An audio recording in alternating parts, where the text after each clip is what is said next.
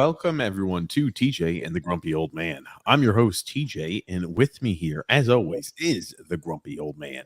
They say there's no shame in his game because he is always the same. That's me. Wow, Grumpy. I feel like every single time we start the show, you're always adjusting the camera. Every time. Who cares? I don't know. It's your thing now, I think. You know what's your thing? Starting the show 20 minutes late. That's your thing. Oh, man. Welcome. This is a twice-a-week sports podcast that occurs every Thursday, 9 p.m. Eastern Standard Time, and every Sunday, 8 p.m. Eastern Standard Time. If you're new to the channel, we implore you to stick around a while. We invite you to stick around a while. We implore you to subscribe on YouTube, to like on Facebook, and to follow on Twitter. This is a podcast where we talk all things sports. We talk NFL, NHL, NBA, MLB, college athletics, European football. We talk anything and everything sports related. Also, we've got a great segment that the listeners of the show love: fan fights. I like it too. Oh yeah, it's a fan favorite, Grumpy. Who would figure fan fights are a fan favorite? But if you like the content, also, it's important to know, and you're already subscribed, make sure you leave a little thumbs up. Apparently, that helps the algorithm as well. Grumpy helps get the Grumpy Old Man and TJ's message out there to the public, right? I wouldn't necessarily say message, but maybe banter. I think so.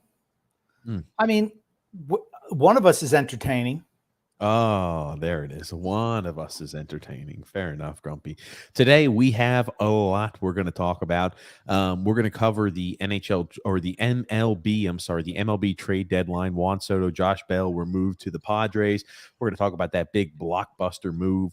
We're going to talk about sentences and suspensions. So we're going to talk about Deshaun Watson 6-game suspension, the backlash, the outroar. We're also going to talk about Brittney Griner, who is going to be serving a 9-year sentence in prison in Russia.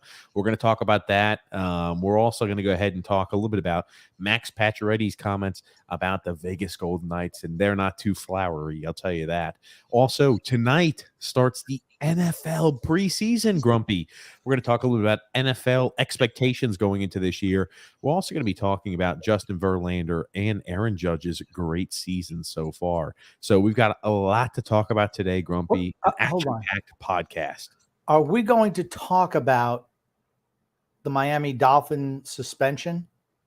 Yes, we'll also talk about that too. I'm glad you reminded me because there's so much that has happened that now that happened, I think it was on Monday with the Dolphins. I totally had forgotten.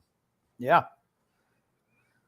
So start us off, TJ. Get rolling. Holy shit, you went ahead and interrupted me. I didn't know if you wanted to talk a little bit, but that's fair enough.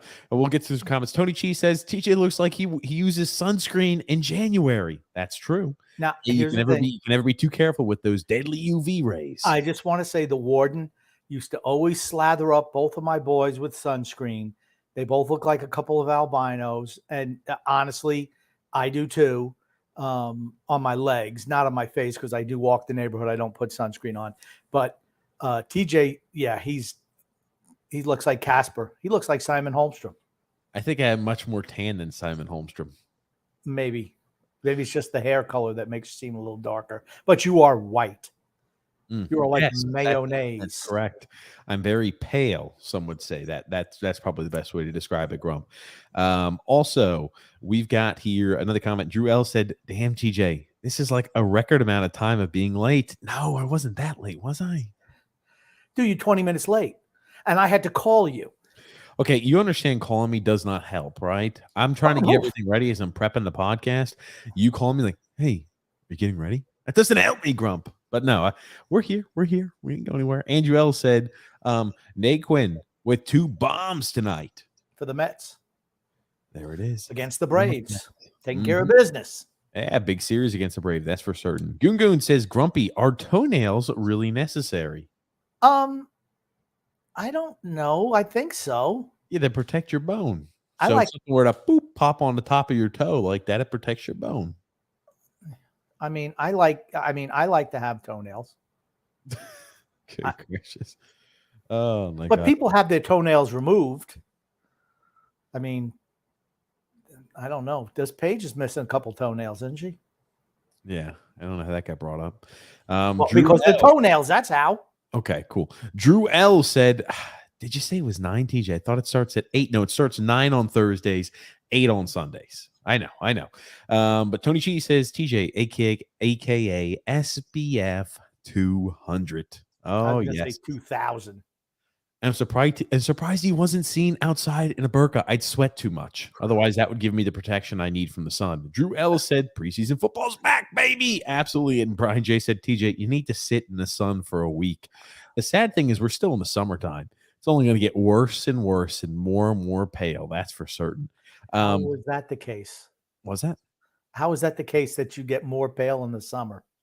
No. It's going to get, I said, I'm this pale in the summer. All it's going to do is I'm going to get more and more pale as it gets colder outside, Grump. Okay. Hey, stick with it, Grumpy. Stick with it today, huh? Maybe we can call you translucent. Cool. Anyway, let's talk a little bit about the Dolphins, Grump. They had to forfeit their first round selection in the 2023 NFL draft and a third round pick in the 2024 NFL draft because the owner, Stephen Ross, is suspended through October 17th of 2022 after the league investigation, Grump.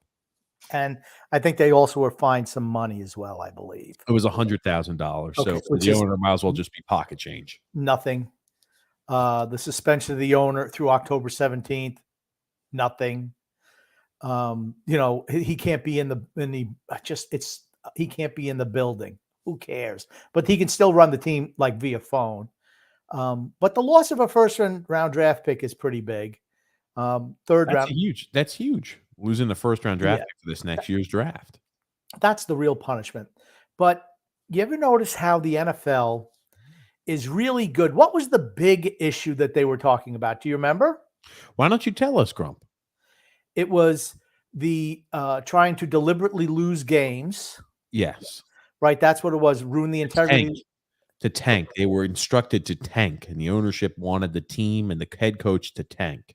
And they just, and who supposedly $100,000 Flores would get for every game they lost. And I guess whoever it was who reviewed this case said that, that was obviously joking and it's not even talked about. So they took it in another direction.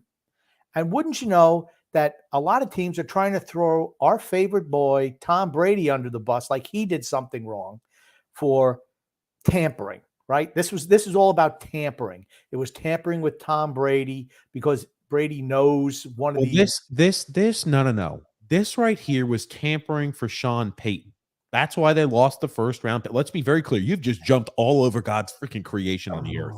What we've seen right here today, just to make it concise, because Grumpy doesn't like actually giving information. So the reason, just in case you're trying to pay attention, it's your first time hearing this at home because it wasn't all over the news. The reason the Dolphins lost the first round pick for the 2023 NFL draft and the third round pick for the 2024 NFL draft is because they were deemed that they were tampering to try to get Sean Payton as the head coach. That is the reason why. And Tom Brady in 2019 when he was still under contract with the Patriots, and then last year when he was under contract with Tampa Bay, which we talked about. For me, this is all about Sean Payton. That's the majority of this, Grump. Stop trying to make it about Brady when it's not. But it is about Brady. That's what everyone's talking about is Tom Brady, just to let you know. And it's like, and it makes me think, okay, do we think that tampering doesn't happen in any business environment? Even if you're under contract with somebody and you see it's the end of the line and you're looking to move on, you're talking with other companies before. You're not waiting until, my contract's up, now I can go look for another job. That's not the way it goes. I just find it a little ridiculous, and how the NFL was once again able to skirt the real issue by, going into something else. They're really good at it. They're really good at that subterfuge thing because no one's talking about the throwing of the games at all. Yes. Yes, again, that was they're definitely, I think, well, the assistant coach said, "No, we were never told to throw any games." So I mean, but it's and here's the thing. It's on the back burner. There's so much shit that goes on in the NFL every single day. The reason why you don't even think about this that's popped up that they lost, I mean, losing a first round pick and a third round pick, that's pretty substantial news. That's a pretty substantial punishment for a team and an organization. You think about the Patriots when it was that deflate gate, right? It hit at the right time of the offseason where that's all they talked about day after day after day was Deflategate for the New England Patriots. Oh, and is the punishment severe enough? You have barely seen even a blip for the Miami Dolphins, albeit the Patriots were a team that were winning Super Bowl upon Super Bowl, and the Dolphins haven't had that type of success. So maybe that's why it's not as much in the headlines. And the guy who was contacting Brady, who was a Michigan grad, who set this whole thing up, he is suspended from any league activities. Can you fix your mic, please? Can you fix your mic, Grumpy? Thank you. You got it there where you're hitting down on that thing and it's your shirt rolling over. But I'm sorry, continue. Suspended from league activities. Suspended from league activities until the beginning of next year. Who cares? It means nothing. I don't even remember his name. Some guy who was a Michigan grad who set these whole things up with Brady. It was in the article that I sent you earlier in the week. Okay, gotcha. Do you want me to pull up the guy's name? Some rando Michigan grad. Is that really the important part of this? He's also in the ownership group with Miami. I don't remember his name. The biggest portion is, you're right. We're not talking about, they say, look over here. Don't look at the fact that and I don't blame organizations for doing this. And as a fan, I would want my team to lose games if we have no chance to be competitive, get a better draft selection. But to actually have that out in the public, oh, wow.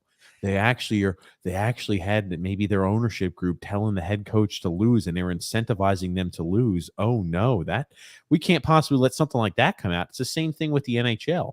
When Tim Peel came out and he said, oh, yeah, I've been trying to call something to even it up. And he tried to find a BS penalty to assign to another team just solely because he gave a penalty earlier on in the game that maybe they didn't deserve. So he had to find a way to even it up, and he was caught on a hot mic. They fired his ass immediately. They don't like anything to question possibly the integrity of the sport. And it's all just a smokescreen because those things happen all the time. Tim Peel was like the last, couple of months of his career. He was retiring. At the end of the year, that's right. And they let him go with pay. And, so no harm, no foul. And it got everybody off their back. And you know what? They had a big meeting with the officials. Keep your mouth shut. You want to make sure you're not on a live mic. That's what winds up happening, right? Just ridiculous.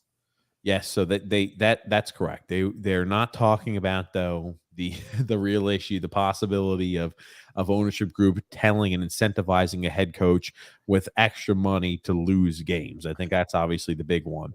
Do you think Brian Flores ever gets a head coaching gig? No, he'll never. He'll be blackballed out of the league. Yeah.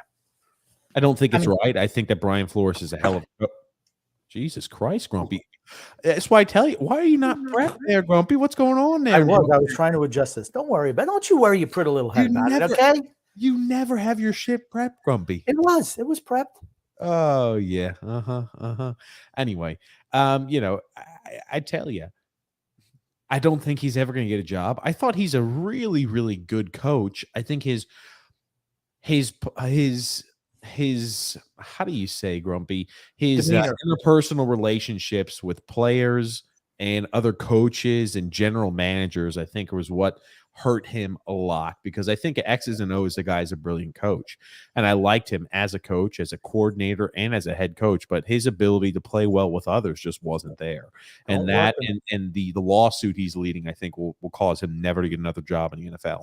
If you're an owner, would you trust a guy like that to run your program? I wouldn't.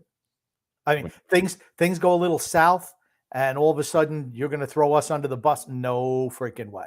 No way. Well, it's a good old boys club in the NFL. You know it. Everybody does. Yeah, once you're in, though.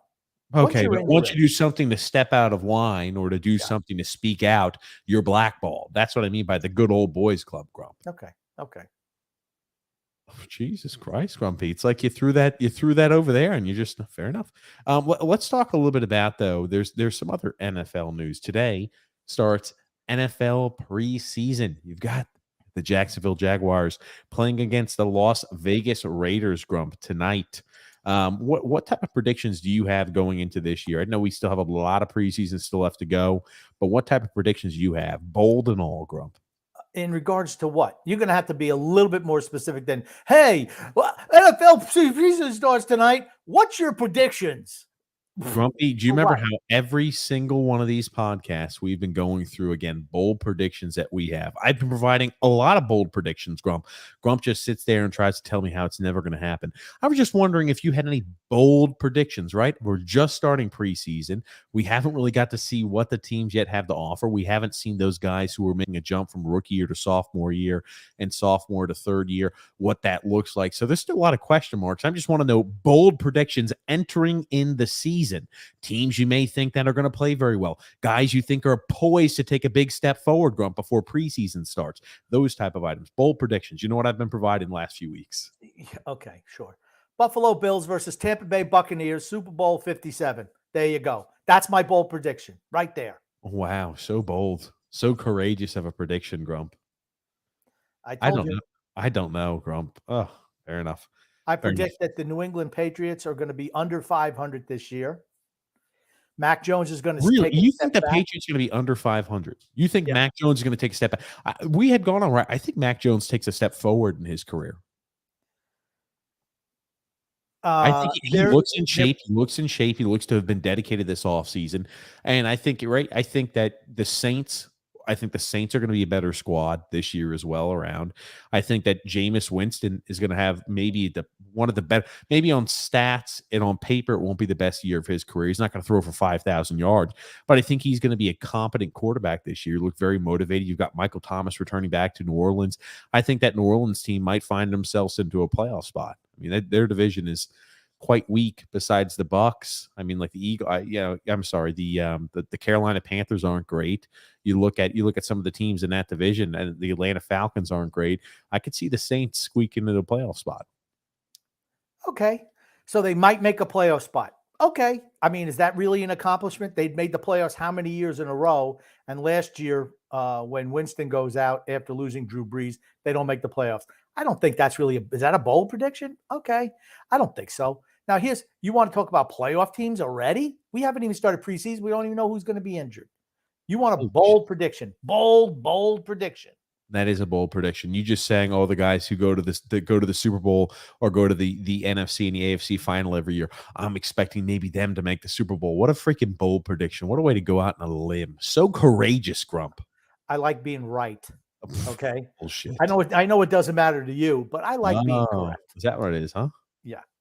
I think I told you, I think New England's going to take a step back, particularly offensively. They're changing their offense. How do you think they're going to take a step back? They are changing their offense, something that they've used for the last 20, however many years. They're now going to a Shanahan-style offense with the zone run blocking, and it's been a disaster so far.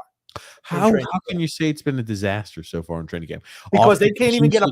They can't even get off a positive play going against third stringers as a first string. Offenses take longer to click when you report to camp than defenses do, Grump. This is how they're going to be clicking all year. No, you're supposed to hear this, Grumpy. There's no clicking because there's no clicking. It's going to be clickless. I just thought you couldn't flick or click like that. Snap your fingers. Okay. No, their offense is not going to click this year. Mac Jones is just exasperated on the field. Is that what you want? First week of practice? I don't think he's exasperated on the field. Exasperated. I think he takes a step forward. I really do. Exactly. I think, we talk about those predictions. I think another one of those teams, I think the Dolphins make the playoffs. I wouldn't call that necessarily a bold prediction, but heading in, the way too early thoughts. I think they're going to make a spot or an appearance into a playoff position. Always injuries are, that last little bit. I think Matt Rule is going to be fired before week 10. I don't think so. He's on the last year of his contract, isn't he? Yeah. No, he's not. But here's the thing. He has to win. He was lucky to escape last year. He's a guy where the rope that they have lent him and reached out to him with his career, the type of leash he's got is it was so unbelievably loose when he stepped in there for Carolina. That's a guy I feel like he should have been gone last year. It's his third year in the league. Correct. And they were in full rebuild when he came on. I'm not saying that he's a great head coach, but he hasn't had a quarterback. I mean, those are just facts. He had Newton the first year.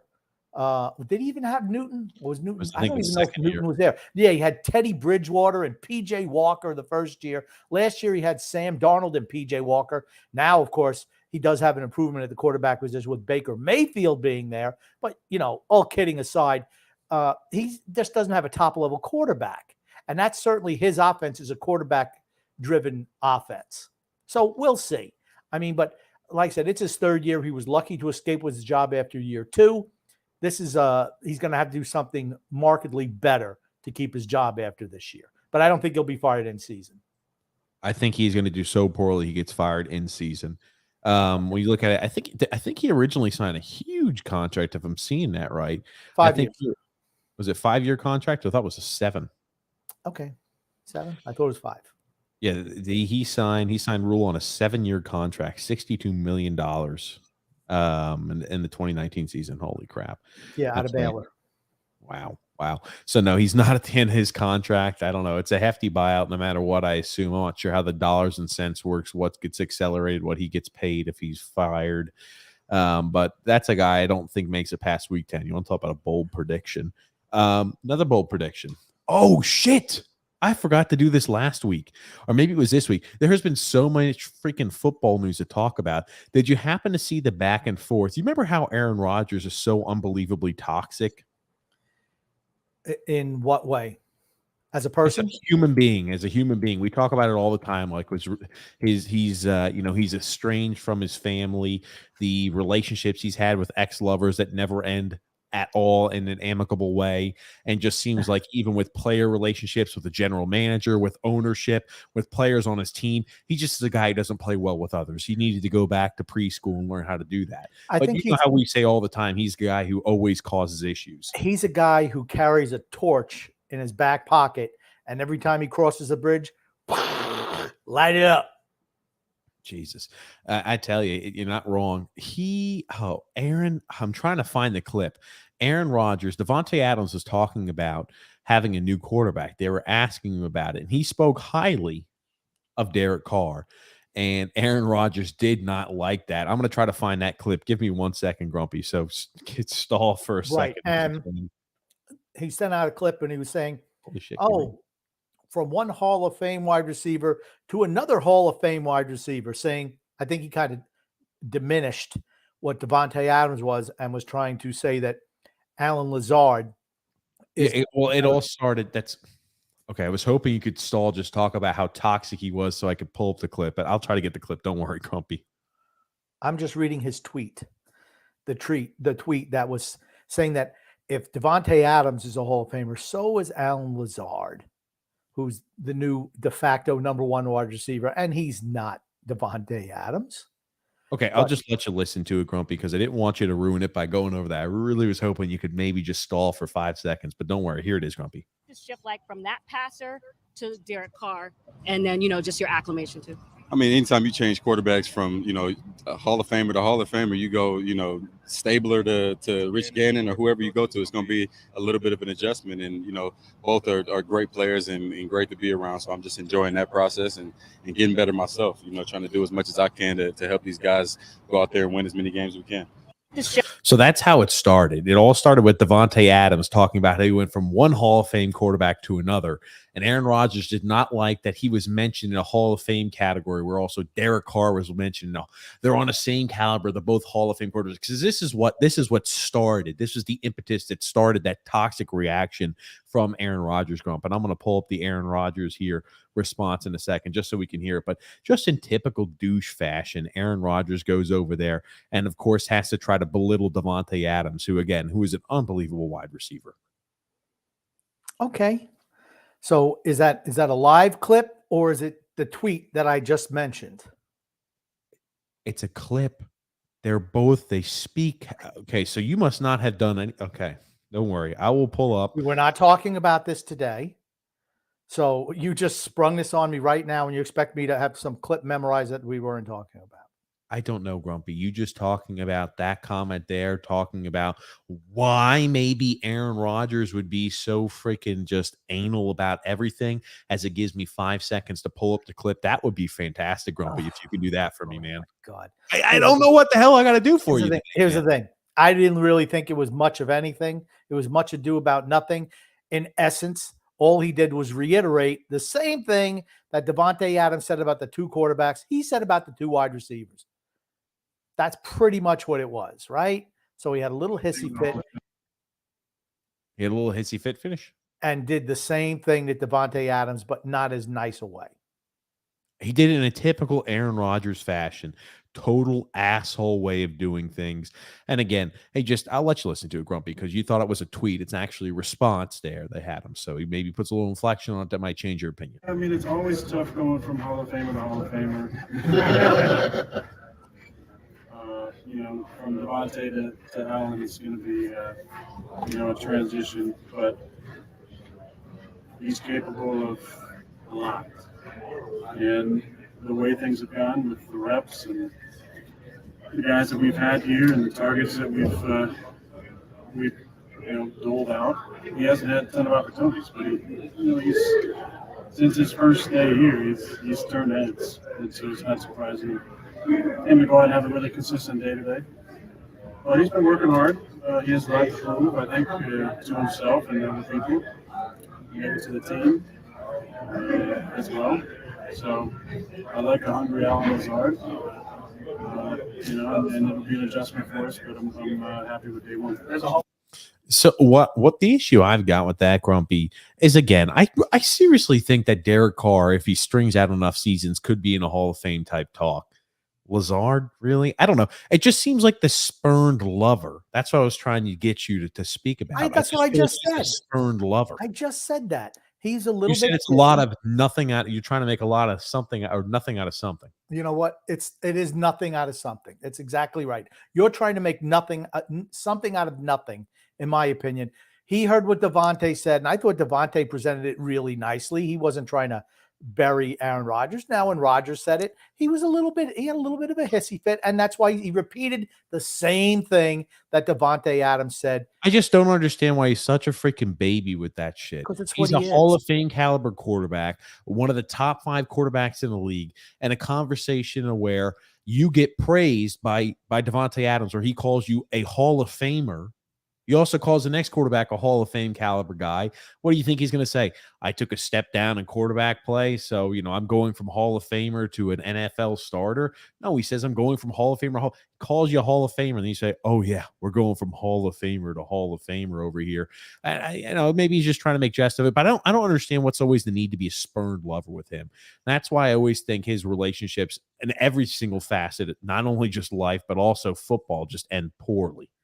Maybe. I didn't even know if he was going to play 2 years ago because he wanted to sit out because things weren't so great with ownership and the general manager. And do you remember how he came out with that 20-minute long monologue when he went back to camp? I'm just saying, he always seems to stir these freaking issues up, and you say it's a whole lot of nothing on something. He does this all the time, and he just seems like one of these toxic people, and it's really tough to play well with a guy like that. I think he gets in his own way too often, and he hurts the team because he's not a great team guy.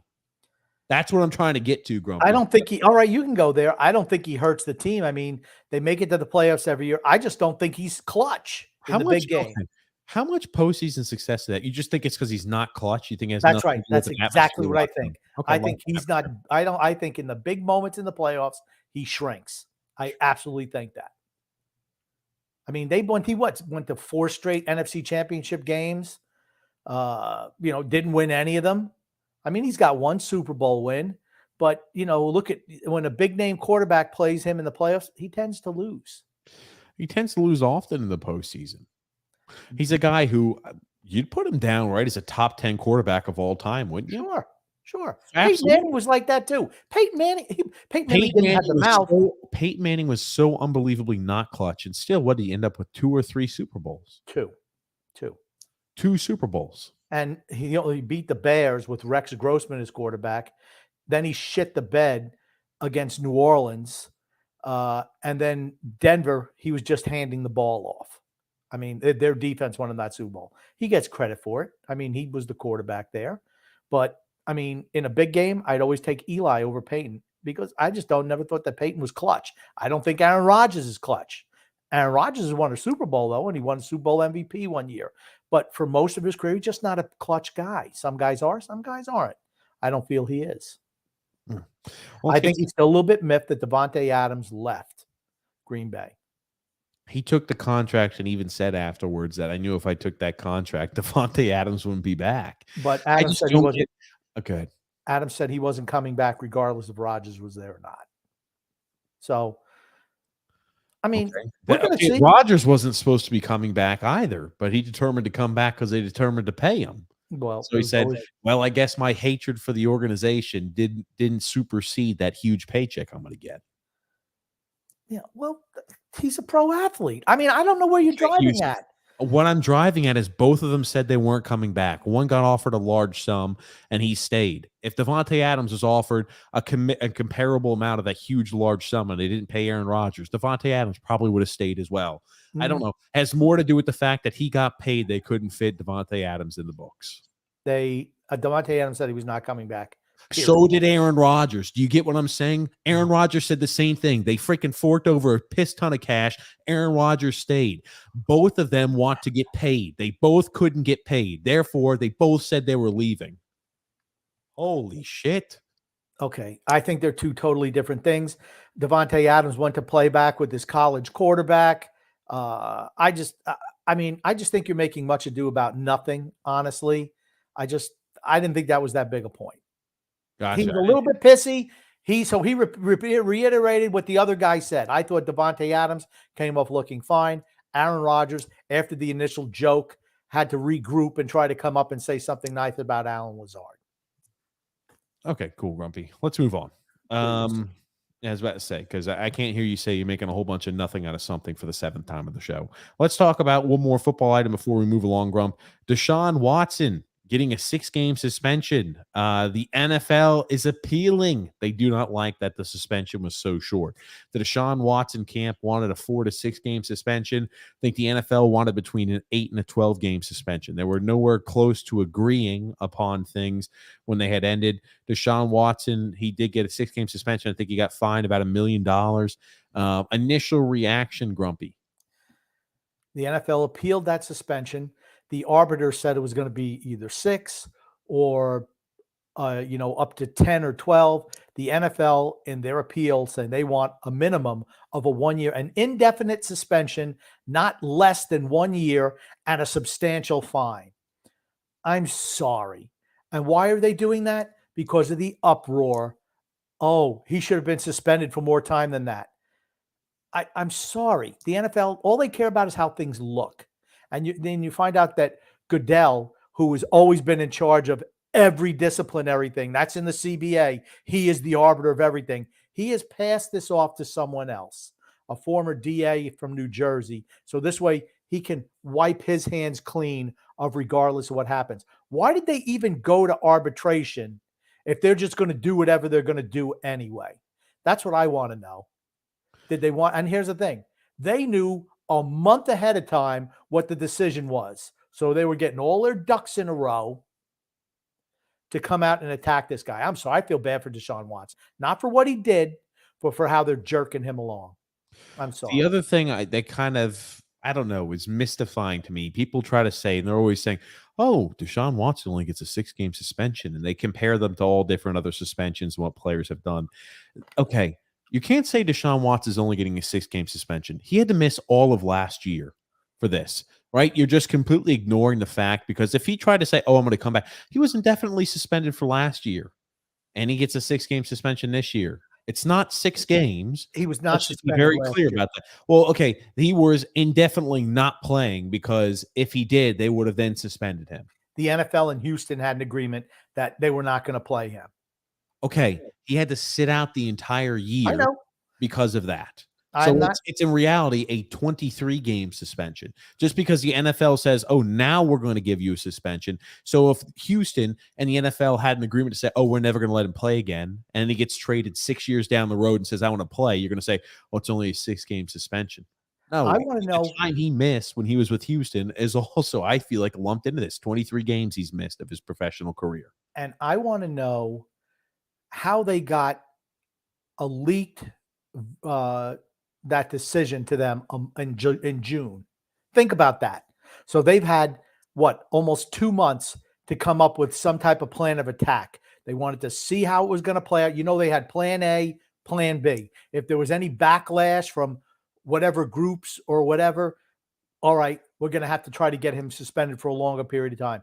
I mean, isn't arbitration binding? Maybe it wasn't binding arbitration. Then why did you even go through the process? That's what I want to know. I mean, if you're just going to say, no, we're going to do what we want anyway, well, what the hell does that even mean? I think now the Players Association is going to come out and defend Deshaun Watson, which they did not want to do. Okay. Well, they're going to have somebody, they're appealing the arbitration, going to have another judge look at it. They're not. No, it's not going to another judge. It's going to someone handpicked by Roger Goodell to look into it and make the decision on their own. I sent you the guy article from today. New Jersey is a judge, is he A not? former DA. He works for the NFL. Sue Robinson, I believe, who handed this, was a former judge as well. I don't think she was still practicing. I don't think she was still a judge, but they're all people who've had experience in law before who have made these decisions. And that's the same exact gist that I got from the guy from New Jersey. The guy from New Jersey works for the NFL. Goodell gave the case to him to make the adjudication, because that's Roger Goodell's purview. He's the one who always does that. He doesn't want his hands touching this. The human meat shield doesn't want to touch this one. So he's going to give it to somebody else, have them make the decision. Then he can, and let this other guy take the heat. Or what's probably going to happen is, screw the arbitrator. We don't care what she said. We're just going to say, you know what? We're going to suspend you for a year or whatever, indefinite suspension. They couldn't have done this last year. I'm sorry. There were no criminal charges brought against this guy. What he did was deplorable. I don't care. I don't care. He's already suffered enough. Well, okay. Anyway, let's move on. Let's move on from that, Grumpy, because I don't want you to start getting on that platform, on that little rant box.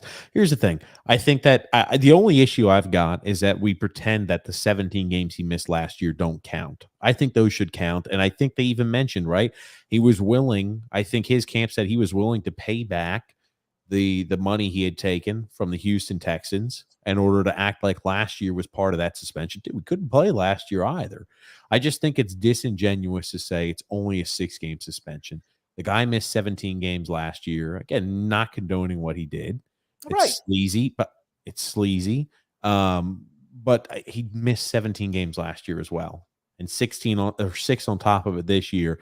That equates to a 23-game suspension. If you make him miss a whole season, that's 34 games. And when they say indefinite, that means, longer. Indefinite means, we can just pull it out however long we want. Let's punish this kid. Here's the thing. Here's the real disingenuous thing. Anyone believing that the NFL actually gives 2 shits about those women, because they do not. They could care less. They were hoping this would go away. That's what they wanted. They wanted absolutely nothing to do with this. They were hoping it would blow over. That's why they didn't make a decision last year, because they didn't have the balls to do it. It's only when he actually was coming up ready to play. I know they had conversation with Houston. Houston says, okay, we're not going to play him. That's why they didn't have to suspend him. If they would have said, we're going to suit him up to play next week, he would have been automatically suspended, but they wouldn't know what to do. So they waited a full year plus before making a decision. It's ludicrous. It's typical NFL. Drew L says TJ's gonna look like Casper the Friendly Ghost once the cold comes around, and all of Lou's tomfoolery shows. Yeah. Brian J says, remember when TJ said Dak Prescott is better than Kyler Murray? He is. He is. Look at this. Look at the numbers. Look at the stats, and look at the success. What has Kyler Murray done that makes you think, oh yeah? What has Dak Prescott done? Dak Prescott. Okay. Dak Prescott done? Dak Prescott's at least won postseason games before. How many? One? More they play in the weakest division in football. They play in the weakest division of football. In the playoffs, they weren't playing a team from their own division, Grump. They wouldn't have qualified for the playoffs if they played in any other division. The Cardinals play in a tough division. Dallas has always been a good team. Arizona's been in the dregs. Dallas has always been a good team. Okay. Yeah. Historically, Dallas is a winning team. The Cardinals are a loser. Historically. I'm not trying to pull up. Let's look up historically. I'm just saying when you look at the two players throughout their time period they've been in the league, I think Dak Prescott has more to show than Kyler Murray. Okay. I'm just going to say that the Cardinals were the worst team in the NFL 3 years ago. Kyler Murray's got them to the playoffs already. Once or twice. I don't even know. Kyler Murray gets injured every freaking year, breaks down every freaking year, doesn't have a postseason win, has fantastic weapons just like Dak Prescott does, has fantastic weapons to work with. And I look at the actual production on the field, and I'm not too enthralled with it. Are you? I mean, this is freaking Kyler Murray's never thrown for more than 4,000 yards in his career. So what?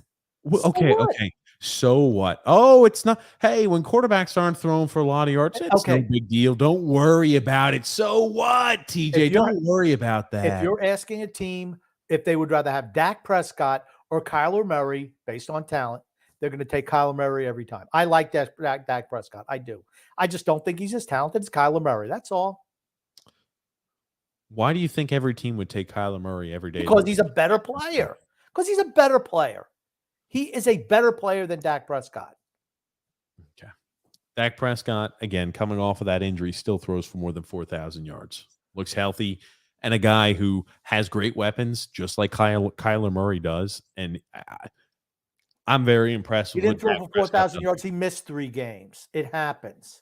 He misses games every year with the same injury. That is why he wears an injury-prone tag at the age of 24 years old, Grump. What do you mean? Oh, my God. He misses freaking games every year due to his throwing shoulder. Every freaking year. He's 24 years old, having shoulder problems as a small quarterback. That doesn't give you freaking room for concern? The fact that it doesn't scares the living shit out of me. Every time I think about that there are fans out there that are not concerned that a quarterback who's 24 years old has had the same shoulder injury back-to-back freaking years at 24 years old is freaking crazy. It's almost like people saying we should bring in Zdeno Chara to play top 4 minutes. It's almost that freaking asinine and idiotic that people forget that. Kyler Murray is a better player than Dak Prescott, period. End of sentence, end of story. Sorry you don't like to hear it. It's just the way it is. Oh, yeah. Let's see how many more games Kyler Murray can miss this year with an injured and bum shoulder. That's fine. Dak Prescott's missed games in his career too. You know, it's when he broke the ankle. He snapped his freaking ankle. That's the only. That wasn't the only time he ever missed games. Yes, it is. He played 16 games every freaking year. When he first came in the league, 2016 started all 16 games. 2017 started all 16 games. 2018 started all 16 games. 2019 started all 16 games. Played 5 games in 2020 before he snapped his ankle in half, and then 2021 played all 16 games or played 16 games. So he missed maybe 1 game. 17-game season, he missed 1 game. So what's his playoff record? He's been in the league for 6 years. Hold on. You just said this guy has a lot of injury problems. He's missed time with injuries. The only games he's ever missed is when he snapped his ankle. Only time. I'm just saying, if you're asking any NFL GM if they had a chance to pick today who they would pick, they would not pick Dak Prescott over Kyler Murray. You're wrong. Dak Prescott. Wrong again. I don't think it should even be a discussion. I think the smart general managers would know immediately Dak Prescott. Dak Prescott 1-3 in the postseason. Oh, wow. That's phenomenal. With a better team, with a loaded offensive line, absolutely loaded offensive line. Okay, their offensive line gets a lot of hype for being a offensive line. Yeah, when he first came in, they were loaded. Maybe last year it wasn't as good, but they've been loaded. Absolutely loaded. You're acting like Kyler Murray's working with spare parts in Arizona. And that's he was working with spare parts. They were the worst team in the league when he came in. The worst team. That's why he was the first pick in the draft. They had the worst record in the league 3 years ago. Worst team in the league. Dallas was never that. Not when Prescott came in. You're acting like they're working with spare parts on the offense, and it's just simply not true. It's very DeAndre Hopkins is not a spare part. Last year was his first year there. Was last year of the trade from Houston. That's a good one, but second year there. DeAndre Hopkins is not a piece of spare parts. They've had a solid running back core. Name the number 2 wide receiver on that team. It was Christian Kirk last year. Christian Kirk, who was he's not even barely a number 2. Wow. Barely a number 2. What do you have? 55 catches, 60 catches. That's a great number 2. How much? Sorry. How much did he get paid? Did he get paid like a number 3 or number 4 Doesn't wide matter what he receiver, got or did paid. He went to Jacksonville. Another to team like Jacksonville. Jacksonville? And what was Jacksonville everyone must have saying? thought he was going to be a number 2 as well, if not a number 1. What was everyone saying? That's why the wide receiver market is what it is, because a guy who's a low end number 2 gets number 1 type money. Now you're seeing the wide receiver salaries just going through the roof, because then they all go and say, if Christian Kirk is getting this, I'm worth way more than that. That's when wide receiver salaries started skyrocketing over 20-25 million a year because of Christian Kirk's contract with Jacksonville. Oh, it's all Christian Kirk's fault, huh? No, it's Jacksonville's fault for giving a second stringer that type of contract. That's a second stringer. You mean a number 2 wideout? I'm going to say second stringer. Yeah, because it's just not right. Second stringer implies that he's not on the starting formation, Grumpy. But yes, I still stick with that. You will see it this year. Dak Prescott is a more talented and will have better numbers. More talented quarterback will have better numbers than Kyler Murray. Even though Kyler Murray, again, has a fantastic offense around him as well. Now they've added Hollywood Brown, Grumpy. He used to be the number 1 wide receiver in Baltimore. Now he's going to be the number 2 guy. And they lost DeAndre Hopkins and the aforementioned DeAndre Hopkins only misses 6 games because of his illegal use of performance. And he was hurt last year too. He was hurt. He missed 6 games last year as well. So, I mean, they've been banged up. They have not had great weapons. They just haven't. Certainly they haven't had great weapons. Not like Cooper, CeeDee Lamb, and Michael Gallup. What has Amari Cooper done for Dallas? Don't go ahead and use the same lenses of like the Oakland Raider days of Amari Cooper. The Oakland Raiders Amari Cooper is not the same as the Dallas Cowboys Amari Cooper. He put up good numbers for them. He put up good numbers for them, for Dallas. Absolutely did during the Dak Prescott era. Pull that up. 865 yards receiving is a hell of a season. Okay, but they had CeeDee Lamb, they had Michael Gallup, and Cedric Wilson. They were feeding everybody the ball. Do not treat the Amari Cooper like he was in the Raiders as the same Amari Cooper. Okay, what was he 2 years ago? What was it 2 years ago? 2 years. Dak Prescott was injured 2 years ago. 3 years ago. 3 years ago, 111, 100, almost 1,200 receiving yards. 79 that's pretty damn good. Receiving yards. That's pretty good. His first year with Dallas, he only had 725 receiving yards. That was he came in halfway through the season. He came in halfway through the season. Okay, he finished the year with a total of about 1,000 receiving yards. Okay. Holland over a 16-game year. Has Christian Kirk ever had 1,000 yards receiving? I believe so, but let me pull it up for you. And you can't add all of his years together to come up to 1,000. Oh, I can't do that, huh? Or you can't say that might work. You can't extrapolate. Well, if he had this one game here. No, he had 982 receiving yards last year. There you go. Not even 1,000 yards receiving. Number two guy, Grump. What did DeAndre Hopkins have last year? He didn't have 1,000. Absolutely didn't. He missed 6 games last year. Well, hold on. You see what you're doing right here? You're trying to say that because the receiving yards are less for these receivers, it's the onus is on the receiver. Why don't we look and try to maybe turn some of that attention to the quarterback who's never thrown for more than 4,000, never thrown for 4,000 yards in a season? You're not going to have wide receivers pulling off multiple receivers having 1,000 yards receiving when your quarterback doesn't even throw for 4,000 freaking yards. When your quarterback's scrambling for his life all the time. Maybe it's because the quarterback likes to scramble for his life. You ever think that? Maybe it's just because he's that talented that he's able to make those plays. Oh, shit. I swear to God. You're the only guy who's saying, unless you're a Dallas fan, maybe, just maybe, that would take Dak Prescott over Kyler Murray. Sorry. Yeah, Kyler Murray's just not as good as Dak Prescott. You'll see it You're this right. year. He's better. Hey, you remember that take that not many people believed in last year? I told you last year. Baker Mayfield, at best, game manager. No, he's not. Baker Mayfield, a good quarterback. Baker Mayfield was hurt all last year. He played hurt the whole year. The whole year. Gotcha. He played hurt. His non-throwing shoulder was bothering him a bit. Okay, I'm glad that affected him big time. It's tough. He was beat up last year. Oh, okay. That's what it is. Rumpy. Yes. Oh. Hold on one second, DJ. Keep talking for a minute. Holy shit, Grumpy. Very professional, my friend. No worries. Got a comment here from Drew L saying tampering in business is like cheating in baseball. Everybody does it. You just have to be smart to where nobody catches you. Yeah, I don't have that much of an issue there with the tampering. Every team does it is right. It's like college athletics. Before you were able to pay, everybody paid under the table. Just how good were you? Did you get caught? It was as simple as that. Goon says, do football defensemen feel embarrassed after they run into the end zone and pose, and then the play gets called back? Ooh, I don't know. I was never a big celebrator like that. Some people were. They're like dancing. I can't dance, but I wasn't one of the guys who like to go out there and party and have a great time after a play we made. I was so fat that I was just trying to gasp for air on the sidelines, not so much partying and dancing like others do. But I can't imagine that they have an issue. Okay. When was the last time that we saw offensive linemen celebrating in the end zone? Grumpy, what happened? You I back? had to take care of something. Okay. Patrick J says here, he said that was crazy. Where he at now? I don't know who that was directed towards. The Dolphins suck, always will, says Brian J. I think they'll be better this year, and they could potentially be a playoff team. It all depends what happens out in the West. The AFC is loaded, though. AFC's, man, that's going to be fun to watch the AFC this year. Grumpy, my guy, if you could keep the minimal of the pulling of the shirt, moving the shirt like that, because all I do is you're the only one who hears that. No one else hears it. Grumpy, why don't you go? Why don't you rub it on?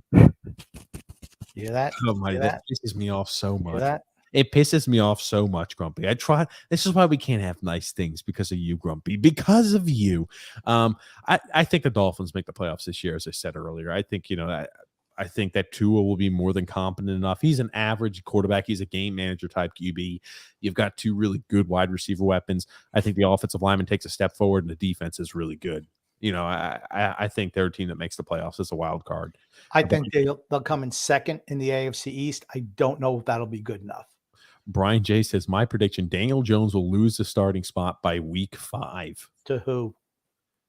Jimmy Garoppolo. Why? Of course, Grumpy, because that's why the Giants are trading for him. They want to tread in the waters of mediocrity. Well, he's not there yet. Full on tank. He's not the answer. Jimmy Garoppolo is not the answer. None of these quarterbacks are the answer. Daniel Jones sucks out loud. You know what he's probably going to do? He'll have an adequate season, enough maybe to entice the Giants to say, this is our guy of the future, and then we'll be stuck with him for another freaking eternity. Ugh, that's always the worst case scenario. I guarantee you he will not be a Giant next year. When you're not picking up the 50-year option on a quarterback, you're not bringing him back. Tony Cheese says, I've got a bold prediction. I don't think TJ has read many of those books behind him. That is a bold prediction. We're going to have to find that out week 3 of the regular season, Tony Cheese. Drew L said NFC East predictions in order. Cowboys at 1, Eagles at 2, Giants at 3, the Washington Commanders at number 4, Grump. Is it weird to say I think the Commanders are going to finish above the Giants? I think that's very possible. I was about to say, I really don't think the Giants do not have the answer at quarterback. Neither does Washington. Washington, I think, has a really good coach. I like Ron Rivera. I do. I look at what he did with, I would say, mediocre to below average Carolina team, what he did there year after year.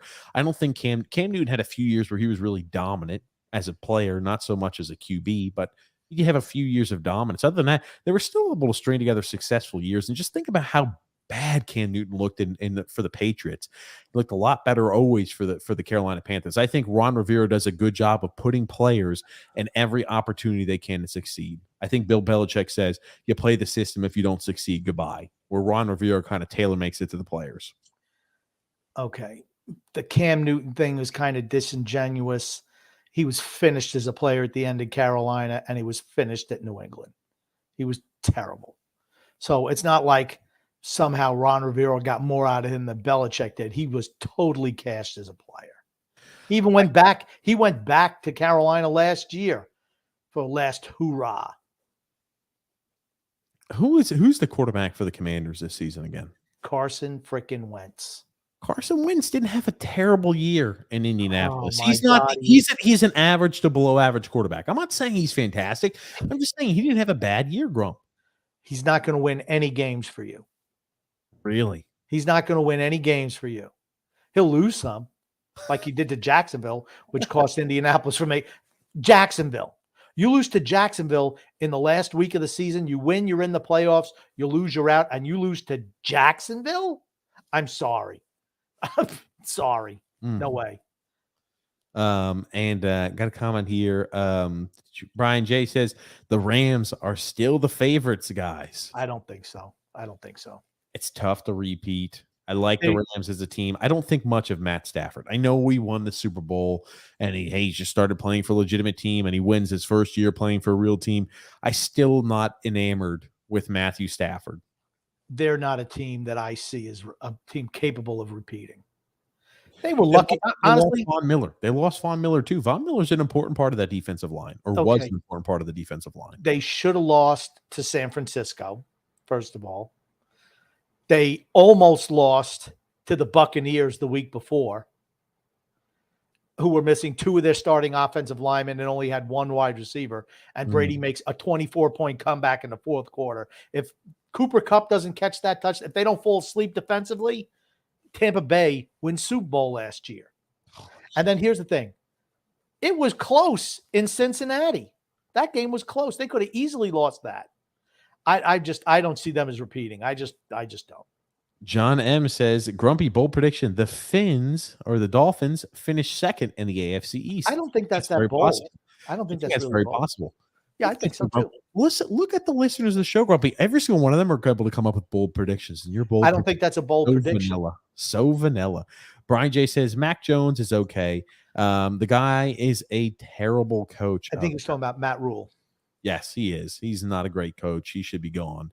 Gungun says Volgaback continues to attack. The Silverback. The Silverback the Silverback continues to lead the attack. I like it. And Drew L says Alan Lazard is going to be called Alan Lasered after Aaron Rodgers keeps throwing him touchdowns. That's big. I mean, honestly, they don't have a number one wide receiver. I mean, Devontae Adams was the man there. So what are they going to do? Are they going to give more? Is Lazard going to be picking up the majority of those targets? Those targets, because Valdez Scantling is also gone. I mean, I think you're putting a lot of weight on the shoulders of Christian Watson from North Dakota State. North Dakota State. Man, that's an awful big ask to step up and be like a number one guy. Some wideouts can make the transition immediately from college to NFL and be a successful receiver. Those guys usually aren't slower receivers that are more physical in nature. The wideouts who make the immediate transition are guys that have blazing speed, because speed isn't something that takes a fine-tuning and getting adjusted at the NFL level, right? If you've got speed and you run quicker than anybody else out there on the field, it still translates to the NFL. But if you're a bigger, more of a possession type of receiver that uses their body and physicality to get open, uses that in order to separate, you're going to be playing against a whole different tier of players in the NFL. Not to mention, you're going from Division I AA to the NFL. It's going to be hard ass for huge production out of Christian Watson this year.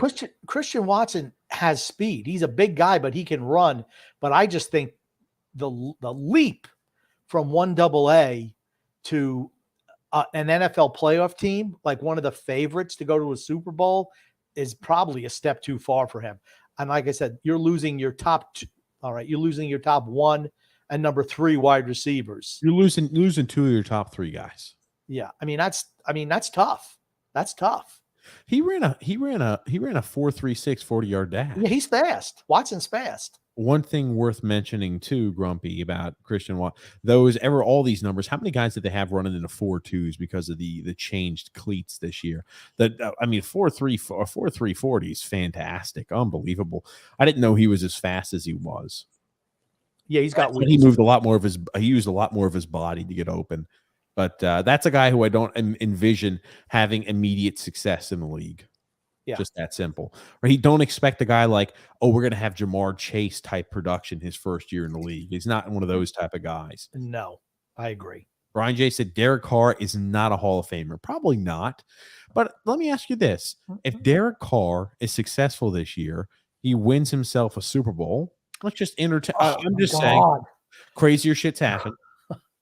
Yeah. Do you think he finds a way to the Hall of Fame after a few years? I could see that. Okay. And now here's the thing. I think the best thing that's happened to Derek Carr is that Josh McDaniels is the head coach. Okay, and he's added Devontae Adams. He's got a guy who's a top 5 wide receiver, and he's got a top 5 tight end in Darren Waller. Darren Waller's not going to get anywhere near the amount of targets that he has in the past.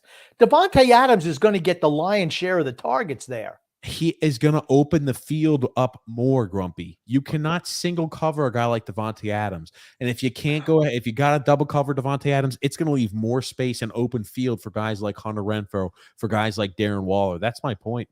So he's going to be like a $25 million decoy?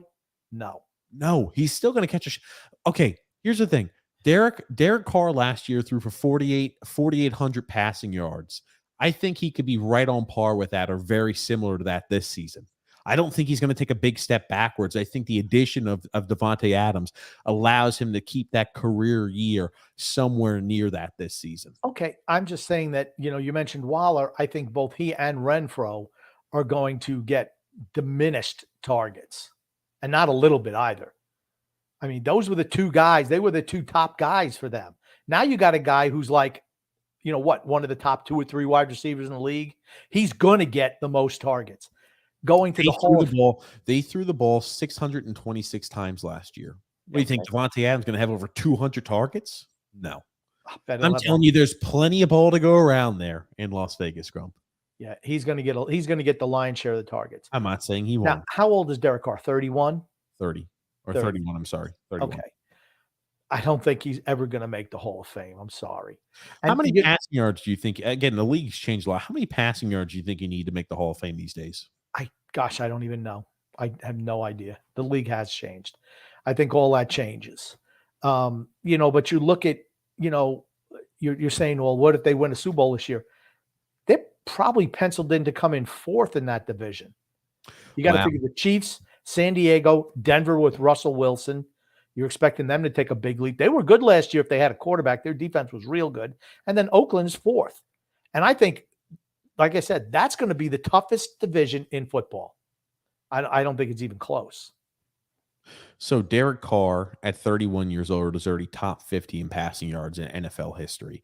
But it's funny. You see names, Ryan Fitzpatrick ended his career 32nd overall in most passing yards, slightly behind Jay Cutler. Oh my gosh. You just look at, he's ahead of Phil Simms, Ryan Fitzpatrick, and Y.A. Tittle, but the game has just changed so much. You're looking at a guy who can maybe finish, if he has 9,000 more passing yards, he's ahead of Joe Montana. He plays 3 more years at the same level. He's ahead of Joe Montana. All right. Joe Montana, I don't think he never threw for 4,000 yards in a season ever. I don't even know what his high season was. And they were the West Coast offense where they used the pass as opposed to the run.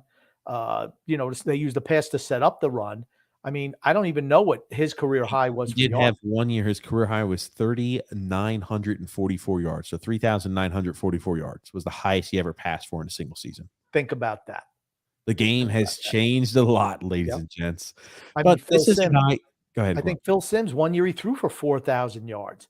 But you got to remember that the Giants were a running team for the majority of their time when he was there. They were run first, run, pass. That was the Giant offense for the longest time. Play good defense. I think longevity for a quarterback matters a lot. You got to have accolades. You got to put up numbers. But the longer you play, and quarterbacks last longer now than they ever have in the past. And, if you're able to string together a lot of healthy seasons, and I mean, Derek Carr's been a guy who's been very healthy throughout his career. I think he's only missed 1 game. In 2016, he missed 1 game, or in 2016 and 2017, he missed 1 game each year. So, you're looking at a guy who's been a very healthy QB, 31 years old. Depends on how much I always think to myself, I'm like, I wonder if Matt Ryan is going to be a guy who maybe makes it to the Hall of Fame.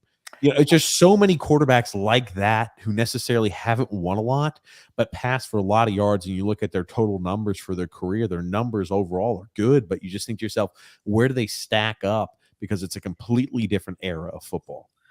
Well, Matt Ryan does have a league MVP one year, but I think the biggest thing for is you have to win. You have to win. I think if you don't win, you kind of, well, did they win anything? Did he win a Super Bowl? No. Well, okay. Kind of drops. And I think you're going to see more and more, okay, the stats are good, but you know what? He never won anything. Let me ask you this. Do you think Phillip Rivers is a Hall of Fame quarterback? No. Okay, think about this. Think about from one era. Listen, these are all the top 10 passers in NFL history. And I'm going to name them from that early 2000s to that 2010 era. There are Tom Brady, Yes, Drew Brees, yes, Peyton Man. No, I'm not naming. I'm just telling you. I'm going down a list of how many guys that are top 10 in passing yards in the history of the NFL all come from this 2000 to 2010 era.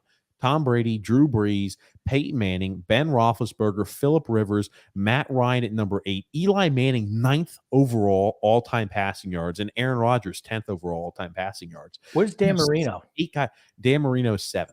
You have 8 guys on that list that are all from this new age. And Brett Favre, I mean, would you consider him new age? He was the early 90s to like the early to late 2000s, or the early to late 2000s. I mean, like, he's a guy maybe you lump in that group, but every single one of these guys are from, this newer age of football. And here's the thing. And you have guys like Mahomes, Burrow, and Herbert. They're just going to continue just to replace these top 10 players. So it's just kind of hard to think who's going to make it in and who doesn't out of those lists. Well, I think another thing that really helped those quarterbacks is they don't let the defensive backs get physical on the wide receivers.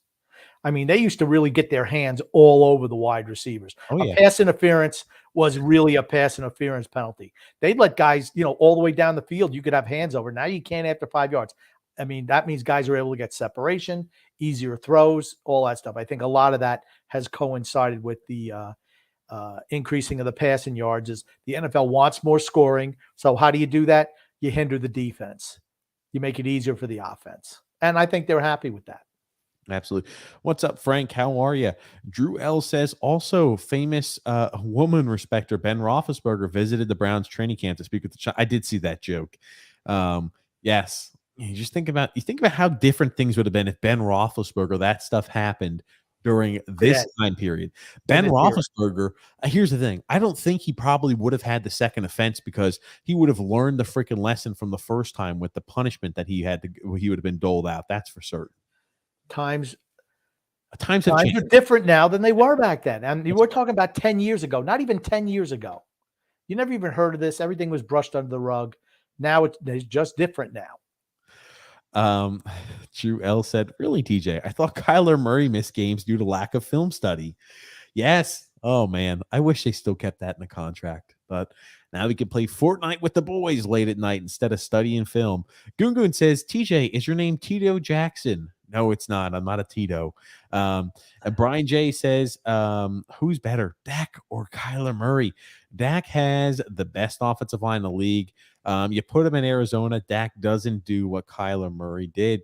If you want Kyler in Dallas, he's a winning an MVP, TJ. Oh, there you go. Brian J. Kyler is he's better. He's more talented. I think maybe he's more skilled. I think he's more athletically gifted than Dak. More talented. He's more talented.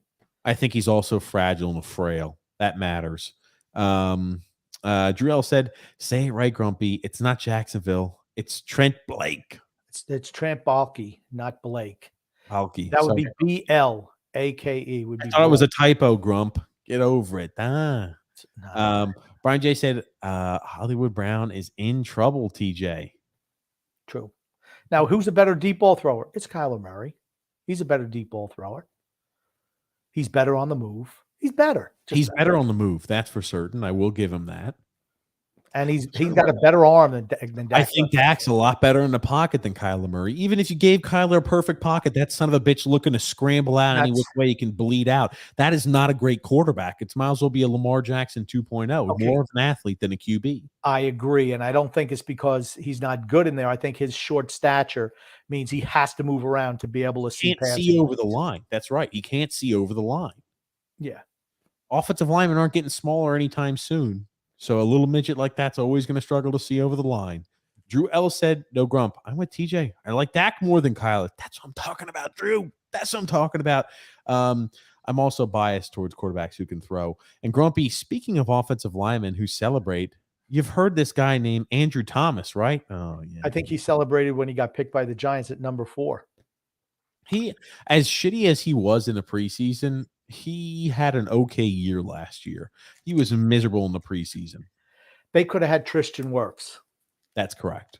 They had a lot of good offensive linemen that were very. Wasn't he not the first offensive lineman selected off the board, Grumpy, that year? He might have been. I think there was Jedrick Willis in that year's draft. There was Tristan Wirfs. There was Mekhi Becton. There was a lot of offensive linemen. Yeah. So the Giants could have messed up even worse by picking Fat Boy. No, that's not it. Nick O says here, the fridge was the last time an offensive lineman danced. The fridge was a defensive lineman, Nick O. I don't know if he had so much of a dance, but he did have the big spike after scoring touchdowns. TJ, did they ever say they'd hand you off the ball when you were? Yes, I actually ran a whole bunch. I played fullback in heavy formation. Drew L says, TJ, I sent you something on how dumb the Aaron Boone is on Twitter. Thank you for reminding me. He keeps pairing Cole with, how do you pronounce that, Grumpy? Higashoka? Yeah, sure. What do you mean, sure? Higashoka. Yeah, whatever. I know who they're talking about. Yes. Okay, yes, I want to go ahead and pop this up. Thank you, Drew, for sending this to me. I was going to ask you about this. How dumb is Aaron Boone? I've had my criticisms of Aaron Boone this year, manager for the Yankees. I think, again, continuing just this over-reliance upon Joey Gallo over and over and over again, despite his poor play this year, drove me nuts. Well, this is an item right here, Grumpy. Oh, I'm actually going to zoom in for you. Hold on a second. I can see it. Now I'm going to zoom in even more, Grumpy. It's a marked difference between when Trevino was catching and then when Higashoika is catching. Look at the freaking numbers. Yeah. Trevino, you've got almost twice as good as an ERA, opponent batting average under 200, OPS is a 582. You would figure by this point, right? You're not going to roll Garrett Cole on the mound unless Trevino is going to be catching. You have to make sure that he's going to catch for Garrett Cole, wouldn't you, Grumpy? He should be catching for Derek Cole. Jesus, man. Like I said, I don't think much of Aaron Boone as a manager. I mean, that's been well documented on this show. And it's just foolish. Garrett Cole is the best pitcher that you have. And if you see that type of disparity between who catches him, I'm sorry. I mean, Steve Carlton, when he was playing for, I think, the Phillies, would always have Tim McCarver catch him. It was like he had a designated catcher. That's who he liked. If you find a pitcher who's like lights out, you do everything you can to make him even more successful. It's poor managing. Absolutely. And thanks, Drew, for sending that to us, because that is 100% all, and I'm glad you shared that with us. Gungun says, TJ, just by looking at Grumpy's shirt, which classic rock album cover is it? It's Hotel California. Yeah, he knows that. He didn't know the first time.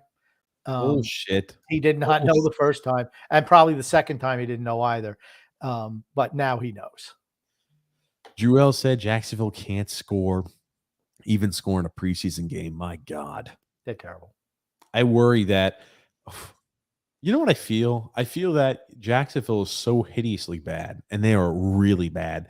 I wonder if Trevor Lawrence is going to flop because of his lack of ability or because he was saddled in Jacksonville. I wonder if he's going to flop. You'd say if he comes out this season and looks underwhelming, I'm starting to worry that he's got flop written all over him. Don't you? 2 years and you don't start to produce a little bit as the first overall pick, first quarterback taken off the board. I'm worried that you may not pan out. And I think it's an organizational thing. Doug Peterson's the new head coach there. Thanks. So, perhaps he's able to work with him, but they were terrible last year too. Let's be honest. They're terrible last 2 years. You're looking for growth this year. And I will say, I don't think Doug Peterson is a great head coach, but I think he's good working with quarterbacks. So if he can get him on the right track and they can backfill with some more talent, they need a new GM. He's terrible. But they're a dumpster fire right now. Alexander saying, good evening, guys. What's up, Alexander? Alexander saying, sorry, guys. I was going back and forth on Twitter with Phil's facts to let him know that Phil Kessel is not the answer. He thinks if Phil Kessel signed with us, he thinks he put up 60. Please. No. Jesus, Phil. Oh, no. I must be on drugs. That's kind of what it sounds like. Alexander says, I agree. Derek Carr is not a Hall of Famer. You just wonder, how long does he play? Does he add any silverware or hardware in his closet or in his trophy case? If he does, maybe he makes it. If he doesn't, he probably doesn't. He's gonna have to win. You're gonna have to win. That means a lot. Gotta add some silverware. Gotta add some hardware there, Grump. Joseph C says, I am surprised anybody in New York City gives a shit about football this year. The only exciting thing is Zach Wilson and the young players that the Jets have. The Giants are in a complete rebuild. I like the position players of the Giants. I just think their quarterback is just a huge dumpster. Oh, they need a new quarterback, and I think they'll be looking for one in next year's draft. Absolutely. If you win games and you continue to win games when you're like, maybe we can lose a few more, get a better draft spot, you just won't get the quarterback you want. So I say tank the freaking season. They're not going to tank the season. A brand new coach and GM are absolutely not going to tank the season. Who's the owner of the Giants again? Still Mara? I think it's John Mara and Bob Tish's son. Mara, go ahead and put something in that contract. Go ahead and give him $100,000 every loss. Ugh, ridiculous. Get rid of that freaking Barkley bastard. Bye-bye, Barkley. Alexander says, Brian Flores is a snitch and is a piece of garbage, but I'm hoping Ross sells the team. I don't know. Alexander now, wow. I haven't kept up too much with Brian Flores. I've always liked Brian Flores as a coach, but I think he's a linebackers coach in Pittsburgh now. That's right. He is. Mike Tomlin hired him. Mm-hmm, that's right. And Alexander has never liked Brian Flores. Never. Alexander says, Kyler Murray is not better than Dak Prescott. Thank you very much, Alexander. That's what I like to hear. Thank you. Dolphins are a lost cause. See, I'm telling you what, Brian has been trolling Alexander for the last couple of weeks now. Mm-hmm. Absolutely. Joseph C says, the only thing to care about if you're a Giants fan is a new general manager, new coach, and Kayvon Thibodeau. Pray for the first pick, which knowing the Giants they'll win meaningless games not to get it. Hey, I like Evan Neal. I think that's a huge pickup. I love myself. So I'd love the Giants draft. He's looked really good in training camp too. Who, Evan Neal? Yep. I don't even need to watch him in training camp. I don't need to watch him out there on the field. I could tell you just based off the way he moves and what I saw at Alabama, what we saw in at the combine, the kid can play. I promise you, Kayvon Thibodeau, Grumpy, you were thinking, oh no, you're thinking down on Kayvon Thibodeau. I am excited to see what he's going to do. I like the position players on the Giants. I really do, but just that freaking issue at quarterback is what drives me nuts. True. I wonder when I'm going to feel excited about a Giants year. I just don't feel that this year. Not yet. They need a quarterback. They're still a couple of years away. Grumpy, is Robert Blake guilty or innocent? What happened with Robert Blake? He killed a girl who was his girlfriend. I'm going to say innocent. Who's Robert Blake? What did he do, Grumpy? He was Beretta on the TV show Beretta. Oh. He played an ex-con who became a cop, and he had Huggy Bear was on Starsky and Hutch, but he had a parrot. And the big tagline on that show was, "Don't do the crime if you can't do the time. Don't do it." That's where that came from? Yep. That's where it came from, huh? All those TV shows back in the 70s, they had great theme songs, and they wound up to be like #1 hits on the radio. My goodness. Brian J. said, Andrew Thomas was one of the best last year. He had a really good regular season. His preseason, I was really worried about him, but he looked okay last year. Gave me room for optimism. The Dolphins are not lost cause just because speed kills. Drew L says, shh, Grumpy, we don't speak of that sinful bastard named Dave Gettleman and all the mistakes year after year. He's gone now. And like I said, I like the guys they brought in from Buffalo. Buffalo did a nice job rebuilding that organization. And it took them a few years. And I think they're going to draft a quarterback. And they're going to live with that. I think if they had their druthers, they'd take the Stroud kid over Young. He's just bigger. And I think they like that. CJ Stroud, that is. Yeah. CJ Brian Stroud. J says Tua can't throw the deep ball. Oh, man. Another shot. Another shot. Let's just wait until week 1. I don't want to keep throwing up the highlights of him throwing one deep ball here. We'll just wait till week 1. We'll see it then, or even preseason games. Trevor Lawrence is fine. Jacksonville's an organization sucks. Yeah, but he can get infected with Jacksonville-itis, which is not a good thing. Alexander, we saw it. We did a breakdown last week. We won't make it the Tua Tagovailoa film breakdown every week, but we're going to start to see. And here's the thing: when he makes long throws, we'll mention it. When he also misses on long throws, we'll mention it too. Preseason starts next week. It started today, but for every other team, it starts next week. Yeah, I'm not counting. Or the preseason games. That's correct. Yeah. Got a comment here from Drew. Also said, speaking of favorite Islanders, TJ and Grumpy, my favorite Franz Nielsen. Oh, okay. All right. God, they keep going back at it and forth in the comments. And Goon says, Jets will make us proud this year. I can smell it in the air. In the air tonight. Hold on. I don't think I mean 6. I think 6 wins, maybe 7 tops. I think that's as good as the Jets can do. That would be improvement, though. It's a tough schedule. I like Saleh as head coach, though. I have to say I like Saleh as head coach. Alexander said, do you guys think that Brittney Griner needs to be brought home? Well, here, let's talk about that. Brittney Griner, as we mentioned at the top of the hour, going to be sentenced. She was sentenced to prison for 9 years in Russia. Holy shit, Grumpy.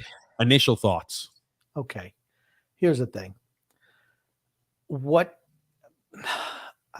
Russia's just trying to use her as a I'm trying to word it right.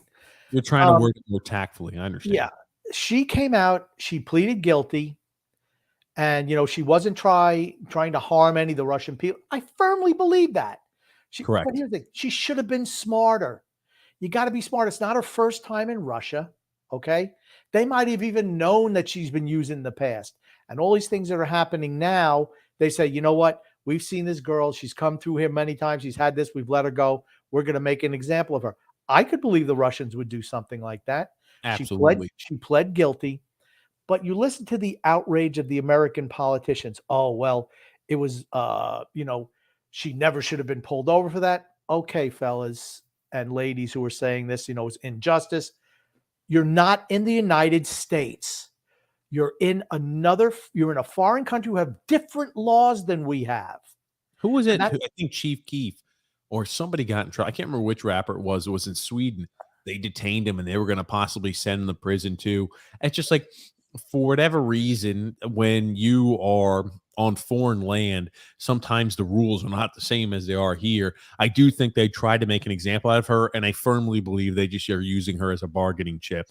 We've already offered, and I saw a meme, which is a funny thing, where it said, as a prisoner, it was like the point of view, a prisoner who's serving, 15 years in prison, for a drug charge, watching Joe Biden trying to bargain chips to try to go ahead and get a drug offender removed from prison in another country. And it's kind of like this clueless face. And I'm like, she shouldn't have done it, but I think they're totally just trying to take advantage of him. And they're just I don't think they intend on trying to keep her long-term, if you know what I mean. Yeah.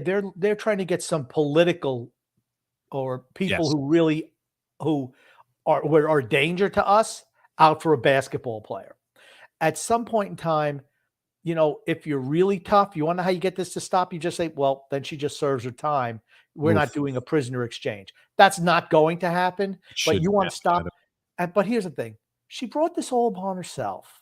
It's like it's one of those morality It's things just because dumb. when I see an American like that who is again, I don't know what the maximum sentence she could get for something like that, but I wouldn't be shocked at all if that's about as the maximum of the sentence that she could have gotten for it. And I think to myself, I'm like, oh man, when we get a guy like that who's a Russian national who's trying to do something nefarious in the country, we should punish him to the fullest extent of the law. And I think to myself, I'm like, justice is supposed to be blind. It's not supposed to. It's just one of those things where you're kind of, at least I'm kind of conflicted all the time when I see stuff like that. Because I really think that they're trying to do her wrong. And I think that 9-year sentence in prison, I don't know the Russian rules and laws, but I feel like that is a little excessive. I feel like they're trying to punish her to the fullest extent of the law just because of the time period we're in. Okay. I feel bad for her. I do too. Because she wasn't trying to smuggle drugs. I mean, she wasn't trying to do anything wrong. No. Or she wasn't trying to do anything bad intentions. But here's the thing. She's dumb. She's freaking dumb and stupid. She made a dumb decision. That's right. And sometimes there's repercussions to your actions. I just hate that it's going to be that severe of a repercussion. Sorry. But here's the thing. Once again, laws in other countries are different than the laws here. And, that's what I think these morons in Washington are saying, well, this is too severe. Okay. But here's the thing. It's not the American justice system that you're dealing with. And guess what? Everyone in the rest of the world doesn't have the same laws that you have. I just feel bad that she was so stupid because I guarantee she's done that 100 times before. However many times she's been over there. Who knows? But you need to be smarter. I think the most of Grumpy, you could say, I'll let you finish. I know you're going to want to say you need to be smarter like 4 or 5 times, but I'll let you finish. But that's the whole thing, right? Like I said, I feel bad that this is happening to her, but she brought it upon herself. And she did plead guilty. I mean, that's never a good thing either. You plead guilty. Well, okay, you're throwing yourself on the mercy of the court. Well, that didn't work out. Well, I think that, again, Russia's trying to use her as a political pawn. And It's unfortunate. And you know who pays for it the most? Our country and her. Because you're going to go ahead and give away real legitimate criminals for somebody who was trying.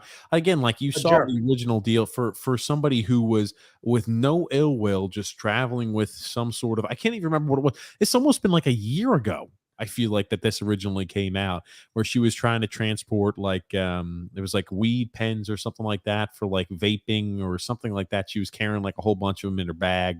And it wasn't like, oh, I'm going to mass distribute these because I'm a drug. It wasn't that. They were for her own recreational use. And I think you're right, Grumpy. She probably did it before and it wasn't an issue. Absolutely. And now all of a sudden it was an issue. And it's like all because Russia's at wartime with the entire world because they're fighting Ukraine. And now they're saying, oh, well, here we go. It's going to be a little bargaining chip for us. And she pays the price, unfortunately. I just hate that. I hate it for all parties involved. And it's because of, malicious intentions by the Russians that she's going to have to pay for this. I mean, like I said, she knew what she was doing. But I wonder now if she has a greater appreciation from the United States, who she's continually bashed everything about the United States. Maybe she thinks about it a little bit differently now. So maybe this will be something good for her. Maybe it'll be a learning experience for her to wonder how great she has in this country, regardless of what she thought in the past. Yeah. So maybe it'll be a learning experience for her. I guarantee you it is. Okay. Gotcha, Grumpy. Let's get back here to a few comments before we move on to the next section here. Also, TJ Grumpy, what's the status on the fantasy football league with the views? We are going to do that. I promise. We're going to do that. Making another promise. Oh yeah, I know. Brian Season starts in 5 weeks. Can't bring weed to a communist country there. Russia has different laws. You do the crime, you better be ready to do the time. Yeah. Andrew L said it was ASAP Rocky. That's right. ASAP Rocky. They tried to imprison ASAP Rocky because he got in a confrontation by somebody who was like bugging him or something. Like, I think maybe it was his entourage who fought somebody and they tried to lock his ass up in Sweden. Things got sorted real quick. But it's just like, it's weird how anytime you'll see like an American that has some sort of notoriety or some sort of celebrity status, if something happens overseas or abroad or something, that happens. I firmly believe if it was me or you, Grumpy, or an average everyday Joe who did that, they would not give 2 fucks about us. Let me tell you something. We'd be in jail. We'd be in jail I'd in serve for Russia, 9 years. That's and no correct. one would give two shits, and we'd be there for the full 9 years. Well, That's what would happen. it's all about the privilege of Wealth. it's the privilege of what it's always. That's why I always laugh at the red hat, blue hat. I'm like, dude, it's always the haves and the have-nots. Who has money, who does not? Because if this was you or me who did the same thing she did, it wouldn't pop up. Maybe it would be one news article in the local newspaper saying the Johnnyville High says, oh, local resident there, a local resident, TJ, or local resident, the grumpy old man got caught. You probably wouldn't even make the local paper in your state, in your area, Grumpy. You wouldn't even make the Charlotte newspaper. You probably, Grumpy. I know you're the king. You say you're the king of the neighborhood. Maybe you'll make the neighborhood paper, but I'm not even sure you're making the city of Charlotte's paper. You're not making the news, the Charlotte. Hold on. I wouldn't make the news, but you would. Maybe. I don't know. We probably neither of us would make the news, to be honest. I said local, but I mean, you're probably not making the local Charlotte news, Grumpy, even if you were to do that. And maybe here's the thing. Charlotte resident gets in trouble. I don't think Joe Biden would come out saying how it's an injustice that we're locked up in Russian prison. They wouldn't even know about the situation. They wouldn't even care. Well, here's the thing. They wouldn't know. They wouldn't care. Here's the reason they care about Brittney is because she has notoriety. She has celebrity status. We do not. We would serve a 9-year prison sentence, just like everybody on this pod, everybody who listens to this show. We would all be serving 9 years in prison. I'm just going to say, if it was a bigger name than Brittney Griner, they'd already be out. She's not a big enough name.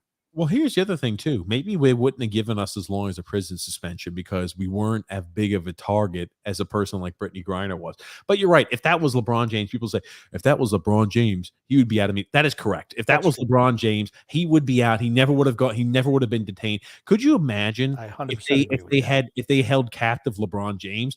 Could you imagine the tensions in this country, the threats that would go out? Oh my gosh, LeBron James? Are you kidding me? Anybody? It all goes up the status tier, right? Brittney Griner was not. She unfortunately is not as high of a tier status or celebrity as somebody like LeBron James is freaking here. If you're putting celebrity status, he is as high as it gets. Just like if Tom Brady or somebody else like that got it, they're the upper echelon, the tippity top of the celebrity status. Brittney Griner's here, nowhere near as close to everybody else that's all the way up here. But yes, if that was Tom Brady, if that was LeBron James, that is correct. They wouldn't have been detained. That would have been sorted out in a week. I mean, Tom Brady's not going to be smuggling any illegal drugs, maybe avocado ice cream or some stupid crack like that. But I don't think that's against the law. Avocado ice cream. Oh, no. That's got to taste like shit. Apex Legends Senior says 9 years for her. Isn't it? Isn't enough? Apex Legends says she should stay in Russia. Bye, Felicia. Oh, no. And that pisses the Russians off when Biden says she should be with her family and her wife. That just, the Russians do not believe. I don't even think. Here's the thing. That doesn't even make it to their. Everything is so controlled with censorship media. That doesn't even go. They could lie and just say Joe Biden says he wants to go ahead and annihilate Russia, and they just be believing anything. It's unfortunate. One of the items when you have state. I don't know how we've gotten down here, but let's move away because this is a sports podcast. It's. Can I just say one thing? Jonathan Huberdeau, who is somebody I was targeting for the Islanders, just signed an 8-year, $84 million extension with the Calgary Flames. So, oh man, I guess there goes the chance of him being an unrestricted free agent. $10,500,000 a year on AAV. Yeah, 10.5 million. Yep. And Gungun says, Grumpy, which music style smelt worse than Chara's butthole? Rap metal or funk metal? Rap metal, because I think rap just sucks. I don't even know those music genres. Drew L's got a comment for you to read, Grump. So there was a trailer that aired on the TV called The Invitation. It's basically Get Out Part 2, except the actors are different. I never saw Get Out. I don't see movies, but I was actually working in a movie theater when that one came out, I believe.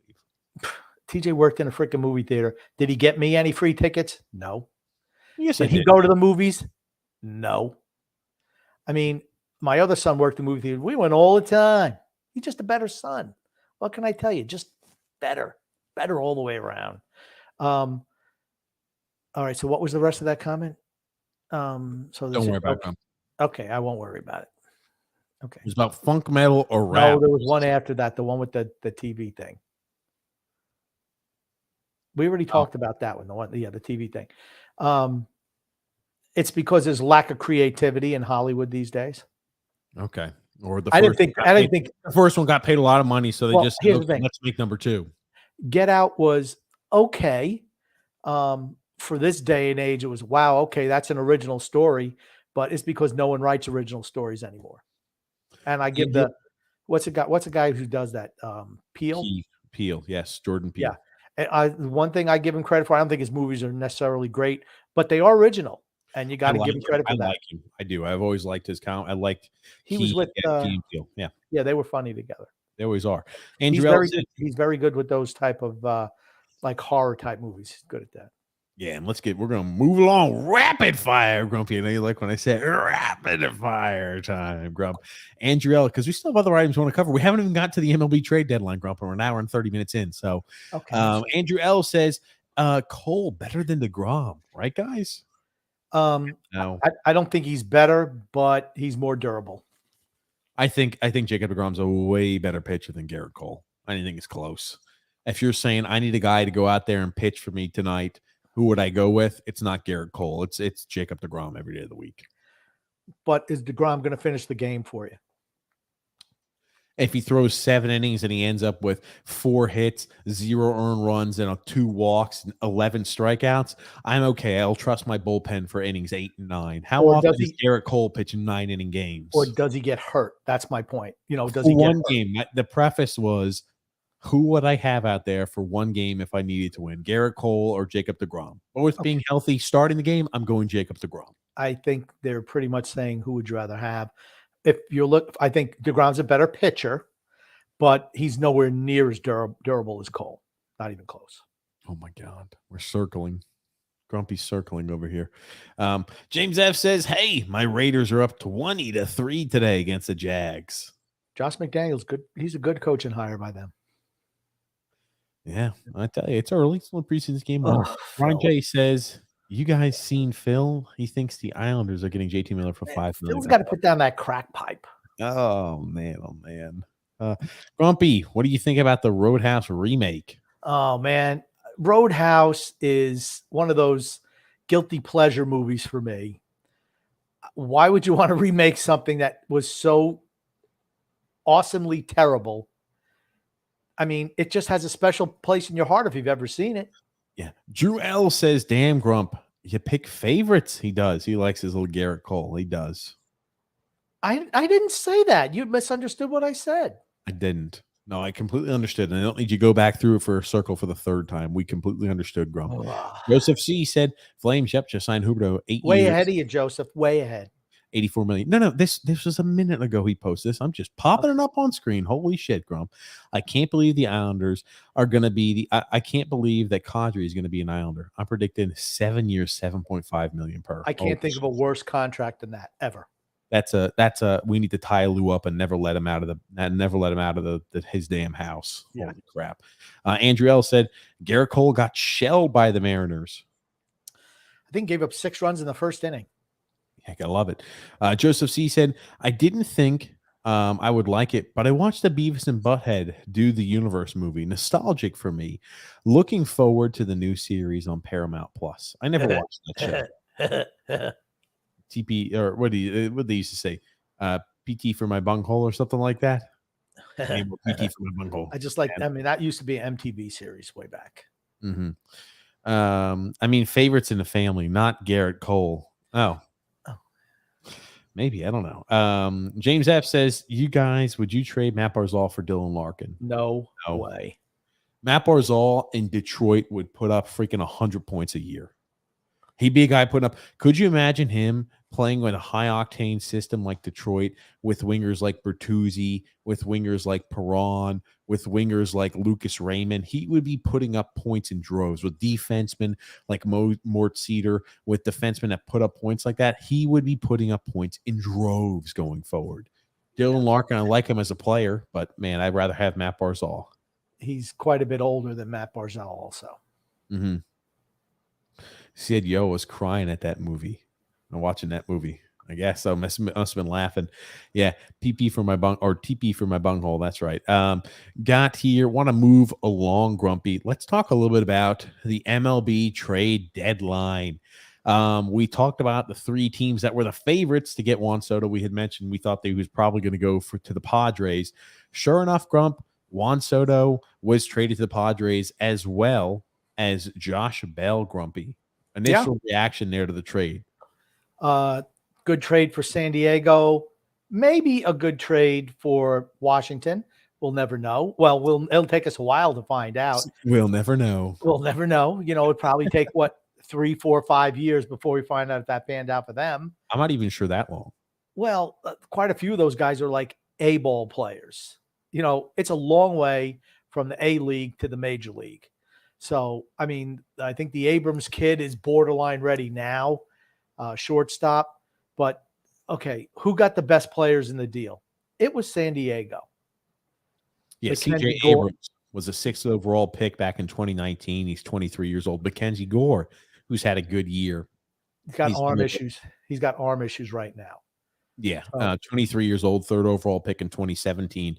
Robert Hazel, I think he's a tall lefty that throws well. James Wood and Jarlin Suzanne.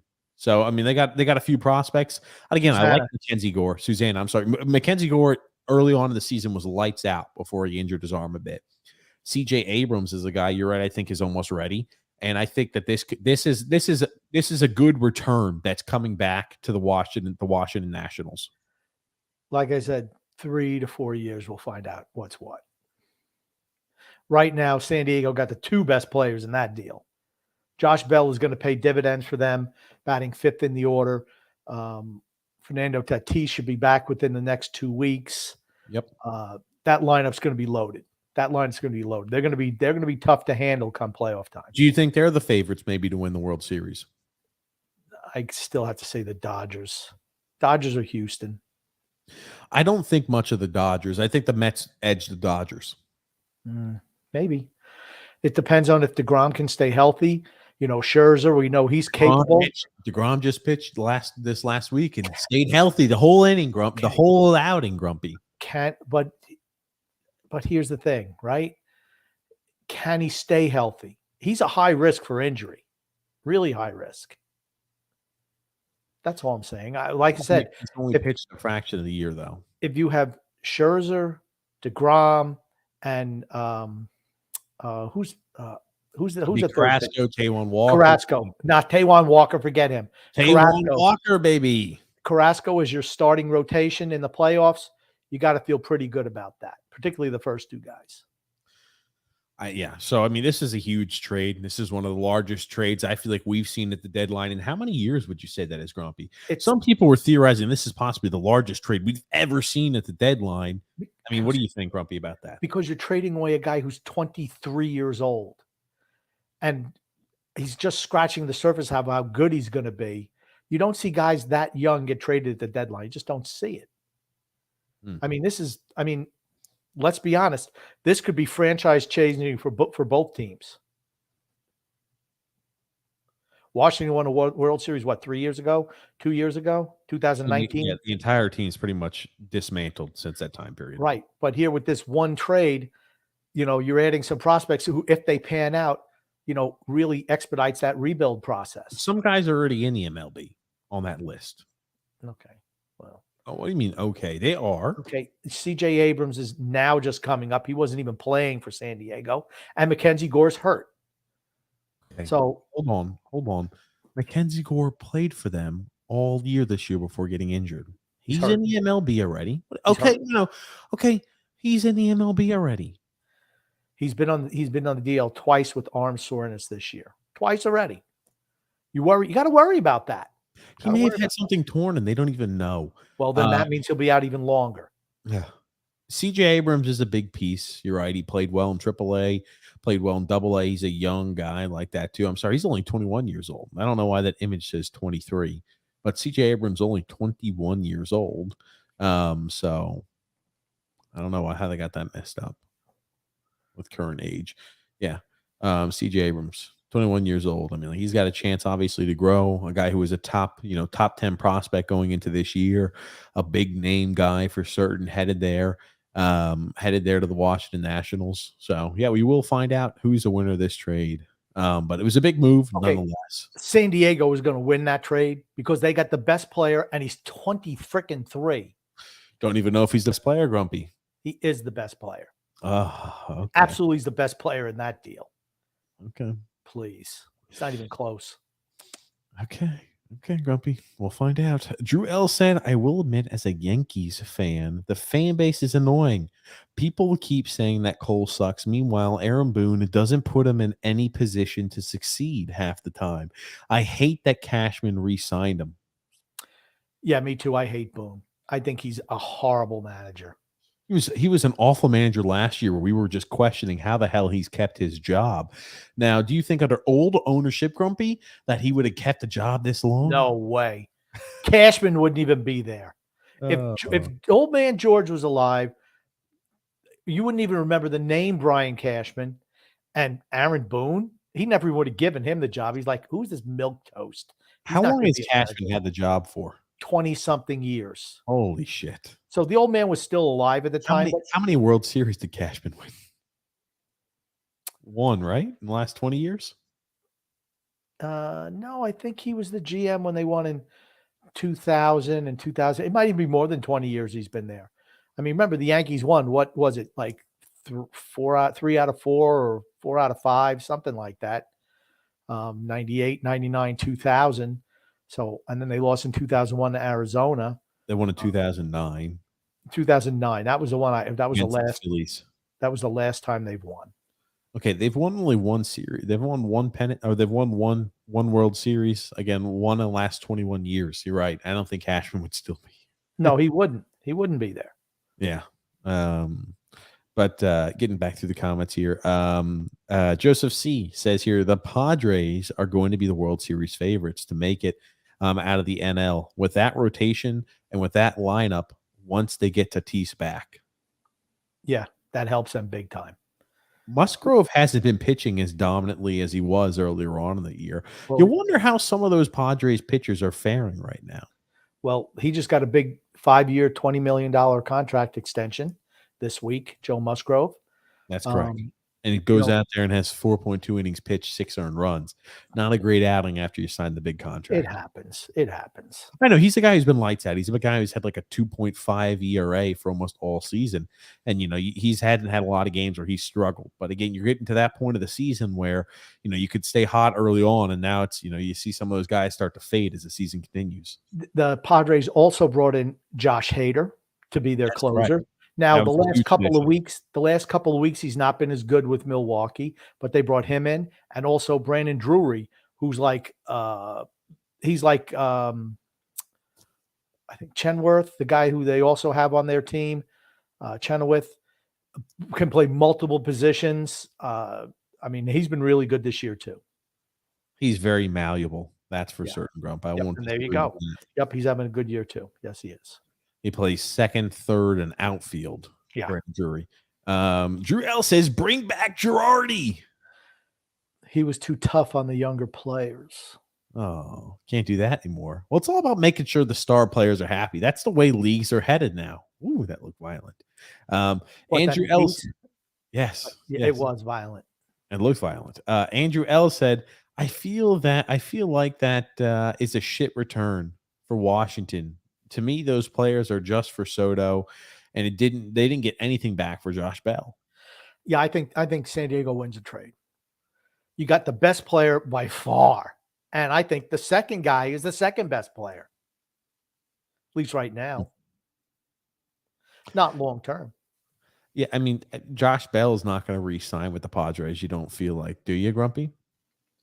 I don't think so. But here's the thing: they might not even be able to sign Soto back in 2 years. With all the contracts they have, you never know. But maybe they move him. A really dumb decision then. Not if you move him. Not if you move him at 25 years old for a boatload of prospects. Here's the thing: you keep valuing Juan Soto at this freaking pedestal. He may be a guy who continues just to hit 260, 270 for the rest of his freaking career. You're just riding on it that this year His name isn't Aaron Judge. His name isn't Aaron Judge. Let's talk a little about Aaron Judge, Grumpy. Let's talk a little bit about him. Let's talk a little about Aaron Judge, Grump. On pace right now to hit 66 home runs on the season. Having it. We'll see. You need to take another sip of your little drink over there, Grumpy, your little purple drink. Yes, Aaron Judge on track to hit 66 homers this year, Grumpy. Let me ask you this. I know you and I talked off air about this. Do you think we might see Aaron Judge possibly break Mark McGwire? I don't think he'll break Barry Bonds' record, but do you think he could break the Sosa, McGwire, that type of threshold? No. No. I think the longer the season goes, you wear down. He's played well as of lately. Through the dog, they call it the dog days of August for a reason. Dog days of August. Just saying. I I don't even think he'll hit 60 this year. He's got 20 to go to hit 60, right? No. He's got 43 home runs. 43. Okay. He needs 17 home runs. That's a long way to go. It's a lot of home runs to go. If he cools off at all, forget it. He's played well as of recent, Grumpy. He's hitting home runs still. Okay, This week since July. Hold on. When did this week start? What day are we on? God Almighty! I believe the 4th. The week started on Sunday, the 31st. So that's right. This week has been odd. There haven't been a lot of games. They've only played 3 games this week. He's got a home run over that time period. Okay. I don't know. How many games they have left? 50? So in essence, he's going to have to hit a home run every 3 days, every 3 games. It's just tough. And it gets harder as the season gets towards the end. It just does. And here's what I think you can absolutely predict. If they play the Astros, he won't be hitting any home runs. They play 162 games, right? Yes. They've got like 56 games left. Okay. You think they're going to rest him down the stretch to keep him healthy for the playoffs since they have such a big lead? No. Maybe. No. They're going for the record, baby. They're going to knock out. He's going for Barry Bonds' record. He said, screw McGuire, screw Sosa. I'm going for the big record. I'm going for Bonds. Let's see if he even breaks the Yankee record. What's the Yankee record? 61. Roger Maris. He's breaking that. He's breaking that with ease, Grumpy. Aaron Judge. Here's the other thing, too. What do you think the likelihood that the Yanks sign back Aaron Judge?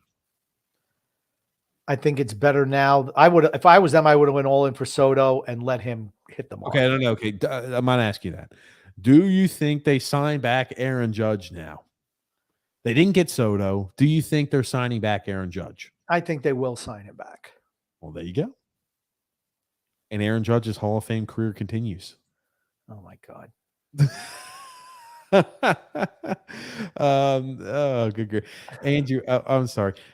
Drew L said, speaking of the Yankees, TJ, let's talk about their trade acquisitions. I didn't think the Yankees seems like they came in second in every single everybody they really wanted they didn't get. Luis Castillo went to Seattle, right? What does he do? First game he pitches against the Yankees, shuts him down. That's the guy they really wanted. They got Frankie Montas. Okay, he pitched in Oakland, which is a pitcher's park, and he was okay. Let's see how he is in Yankee Stadium. A little bit different. I am not having a good day. Somebody's not having a good day. Not even a little bit. This is from 2019. This is when the Yanks failed to pick up pitching in 2019 for a starting pitcher. Oh man, Grumpy. Do you want to take a little trick? Absolutely. Okay. This is Stephen A. Not having a good day, Grumpy. Not having a good day. Let me make that large size for us. I am not having a good day. I'm sure Tim Kirkjian is having a good day. Laughing at me somewhere. I'm sure Buster Olney is having a good day. Laughing at me somewhere. I'm sure Rick Sutcliffe is having a good day. Laughing at me somewhere. But I am not laughing. I'm pretty ticked off. Oh, am I ticked? Major League Baseball's trading deadline came and went.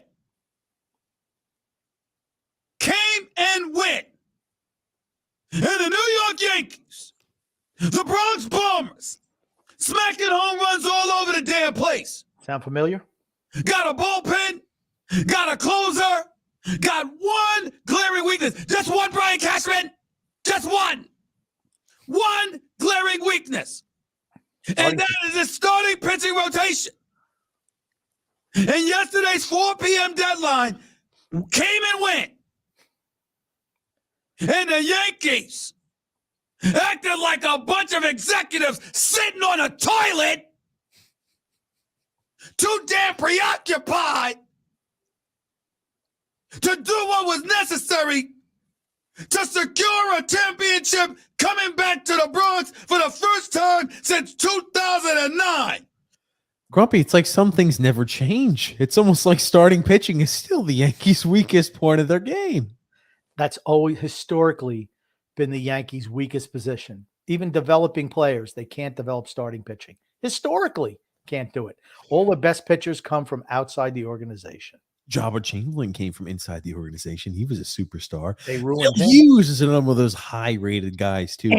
Mike Montgomery was another one of those high-rated Yankee prospects. No, not Mike. He was traded to the Royals, I thought. He was originally a Yank prospect. No. Well, and here's the thing. The Yankees wound up trading Montgomery, who's with the team, and they traded him for Harrison Bader, who's on the disabled list. I'm just like, why? You're struggling with starting pitching.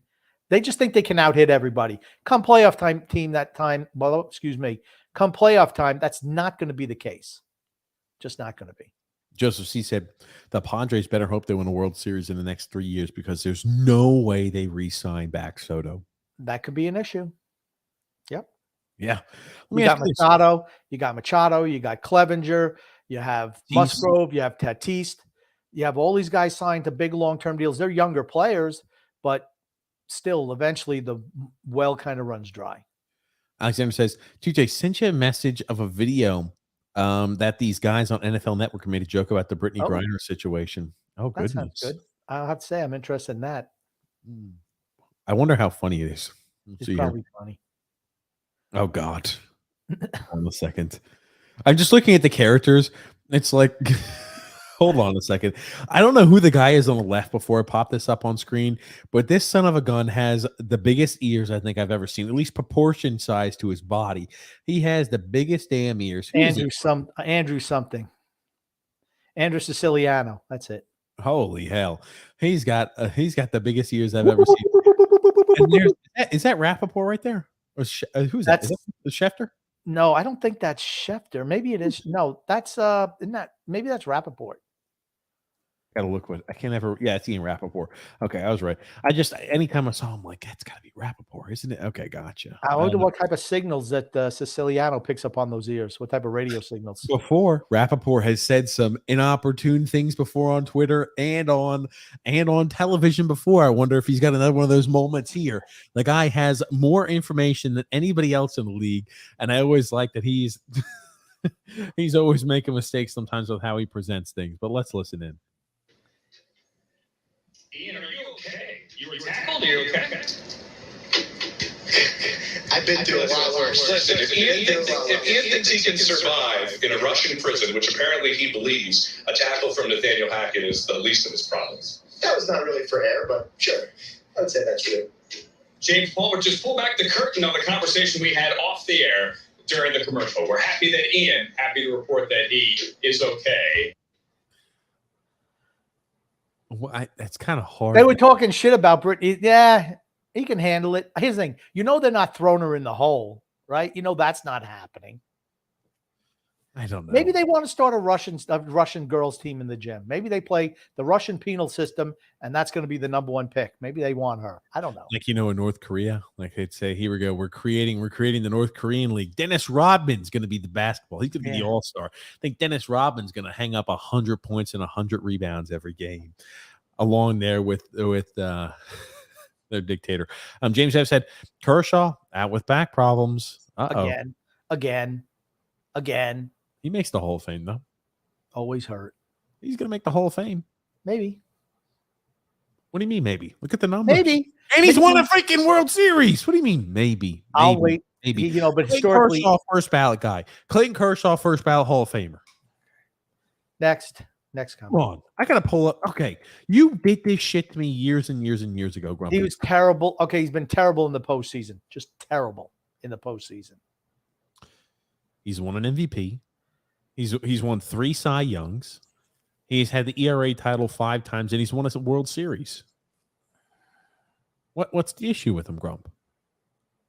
I didn't say anything. I said, we'll see. That's all I said. We'll see. First ballot guy. Andrew L said, how does Boone put Cole in any position? He starts every 5 days. Oh, I think with the catcher, Andrew L, he puts him with the wrong catcher and not putting him in position to succeed. He puts him with the guy that historically does not work well with calling out spots and calling out pitches for him. Exactly. Yeah, the other guy speaks well with them. It was like the 2.7 ERA compared to a 5.4 ERA. It's night and day.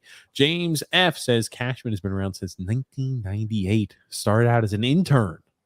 Wow. Yeah, but he's only been GM since whenever. Yep, he's been a senior VP and general manager since 98. Okay, so he won a number. He piggybacked in after, I guess, Gene Michael was GM to win those championships. I mean, I'm not disappointed. I mean, they're competitive every year, but you don't win a lot of years. Those guys that never lasted under George. James F says, guys, I'm really liking this doc of the captain. Documentary of documentary. I was like, doc of the captain. Okay, gotcha. I did see that. Now I think today I was at the gym and I saw that they were doing the Subway World Series, talking about that, and freaking that Roger Clemens bastard over there throwing that bat at my boy Mike Piazza. Piazza! He does he stuck that foot in the ground, and he looked like the best wide. He looked like Jerry Rice cutting that right, or that making that cut, making that out route. Just Andrew or Alexander also says, I feel the Mets did enough. I don't. I think they could have got better players. Who was Darian freaking Ruff? What is he? That was such a bad move. I'm like, why? Vogelback, the silverback. He's on the attack. Oh. Well, no, it was earlier. It was like that. So, I mean, that guy's a big-ass bastard. But Darian Ruff, they picked up Darian Ruff from San Francisco. They traded J.D. Davis. I mean, they're basically the same player, and they gave up other guys too. I don't know. And prospects. I did see that. Drew L said, I still feel that Stephen A's epic rant on Cashman, it was hilarious. What are you doing, Brian Cashman? Passing gas? Oh, good gracious. Yeah. James F said, did Brittney Griner get a fair deal? Will she ever go home? I think she goes home. I don't think she sits there too long. I just think they gave her that long sentence to try to make it to up the ante of who they're going to get back. I don't know what normal criminals in Russia who do that get, so I can't say if it's a fair deal. And will she ever go home? I have no idea, and I really don't care. What do you mean, Grumpy? What? You don't care? I don't care. I don't care. Well, Grumpy only cares about himself. That's not true. Drew L said, speaking of trades, the Angels need to just give up on their false pipe dream, get prospects from Mike Trout and Shohei Ohtani. Mike Trout, I don't know what type of value Mike Trout has. I mean, with the injuries and everything, he hasn't played since that diagnosis. He'll be back. Who's Shohei Ohtani? Who's Shohei Ohtani? Some ham and egg or hack. Just hit another 2 home runs today. He's winning the freaking MVP again. Oh my gosh. I thought Aaron Judge was winning it last week. Maybe if Aaron Judge breaks Barry Bonds' record, Grumpy, I think I was texting Aaron Judge. I said, Aaron, I've got the gummies. I need you to take some before the game and after practice today. And he said, you got the special gummies, right? I said, yes. The gummies are in your locker room. Grumpy, what does that remind you of? I don't know. You sound like Willie. That was Aaron Rodgers or Alex Rodriguez. Do you not remember the Alex Rodriguez thing was about the gummies that they tried to get him on for the use of performance-enhancing drugs at one point? No. God, there's been so many of them. Drew said his purple drink is his cup of lean, Grumpy. That's right. Here it is, a little bit more. Alexander says, TJ, Soto bats 260 or 270, but hits 41 or more homers and 130 RBIs. I'd take that. I don't think he's going to hit 41 home runs. And he's playing on a fan. There's no excuse. Oh, Juan Soto doesn't have good players batting around him, so he's out there on an island. They're just going to walk him all the time because they want to pitch to the batters. There's none of that excuse anymore, Grump. That's true. Okay. Judge just hit 200 career home runs. Soto is 23 and already has 100 plus. So do you think he can get another 107 years? Huh? It's going to be, by the time he gets 30, everyone's going to say, Aaron who? Oh, Aaron who? I'm telling you. I said before, and I'll say it again. This 1 year by Aaron Judge will be better than any 1 year that Juan Soto ever puts up in his career. I'm not saying Aaron Judge ends up a better player than Juan Soto when all is said and done. I'm just saying this year of greatness that Aaron Judge has had is going to be better than any year of greatness Juan Soto has. I think it's that simple. Okay. James F. said, Grumpy, our prayers have been answered. Joey Gallo to the Dodgers. Why would the Dodgers want him? That's a good question. Why the hell did the Dodgers take him? That made no sense to me. None. Questionable moves. Yeah, this is the year the Dodgers didn't really make any moves. I mean, they're that good, honestly. What moves do you want? I think Joey Gallo is like subtraction by addition, getting him on your team. I don't know why they brought him over. I really don't. Me neither. Alexander's laughing. He said, sounds like one of Stephen A's rants about the Knicks. Oh gosh. Andy Pettit. Yeah. Oof. He was good for the organization as a guy that came up through the organization. Ron Guidry was one, but historically, Whitey Ford was also one, but most of the guys were obtained from somewhere else. Drew Hell said, sounds like a rough trade deadline for the Mets. For Daniel Ruff, Grumpy. What the fuck are you doing, Grumpy? You didn't even laugh? What are you doing, man? What are you reading over there? I'm not. Just go to the next comment. What are you getting distracted with, huh? I'm not just. I was picking up my water bottle. Bullshit. Your water bottle's on the other side. No, it's right. You looking over there, Grumpy. Vogelback hit a grand slam yesterday and hit a home run. Vogelback. He's certainly getting the bump from going to the Mets. Yeah, good. I'm glad. Alexander said, Grump, she's in a terrible situation and needs to get home. I feel so bad for her and her family. It's not fair. It's Putin that's stretching his muscles. But I'm sorry to say this, guys. If it was a white athlete, then everybody would be up in arms and everybody would feel sorry for her. I don't think it has anything to do with her being white or black. I think it has a lot more to do with her status. I think we just said it earlier. If that was LeBron James, you better damn well bet LeBron James would not have been detained and would already be back in the country. Same thing with Tom Brady. I think that Brittney Griner isn't as high of a celebrity status as guys like LeBron James or Tom Brady. She's a girls basketball player. She's just not as high. And Alexander, if that was, go ahead, Grumpy. And here's the thing. Like I said, she admitted she was guilty. She knew what she did. It's not that I don't feel bad for her because she wasn't trying to harm anyone. It's definitely a political thing by the Russians for certain. I don't know what their policies are over there, but here's the thing. When you break a law in another country, it's not like the laws in this country. I guess she knew what she was doing. She knew she shouldn't have been doing it. It wasn't her first time there. She knew they know what the laws are in these other countries. Believe me, they've been told. She just thought she'd get away with it.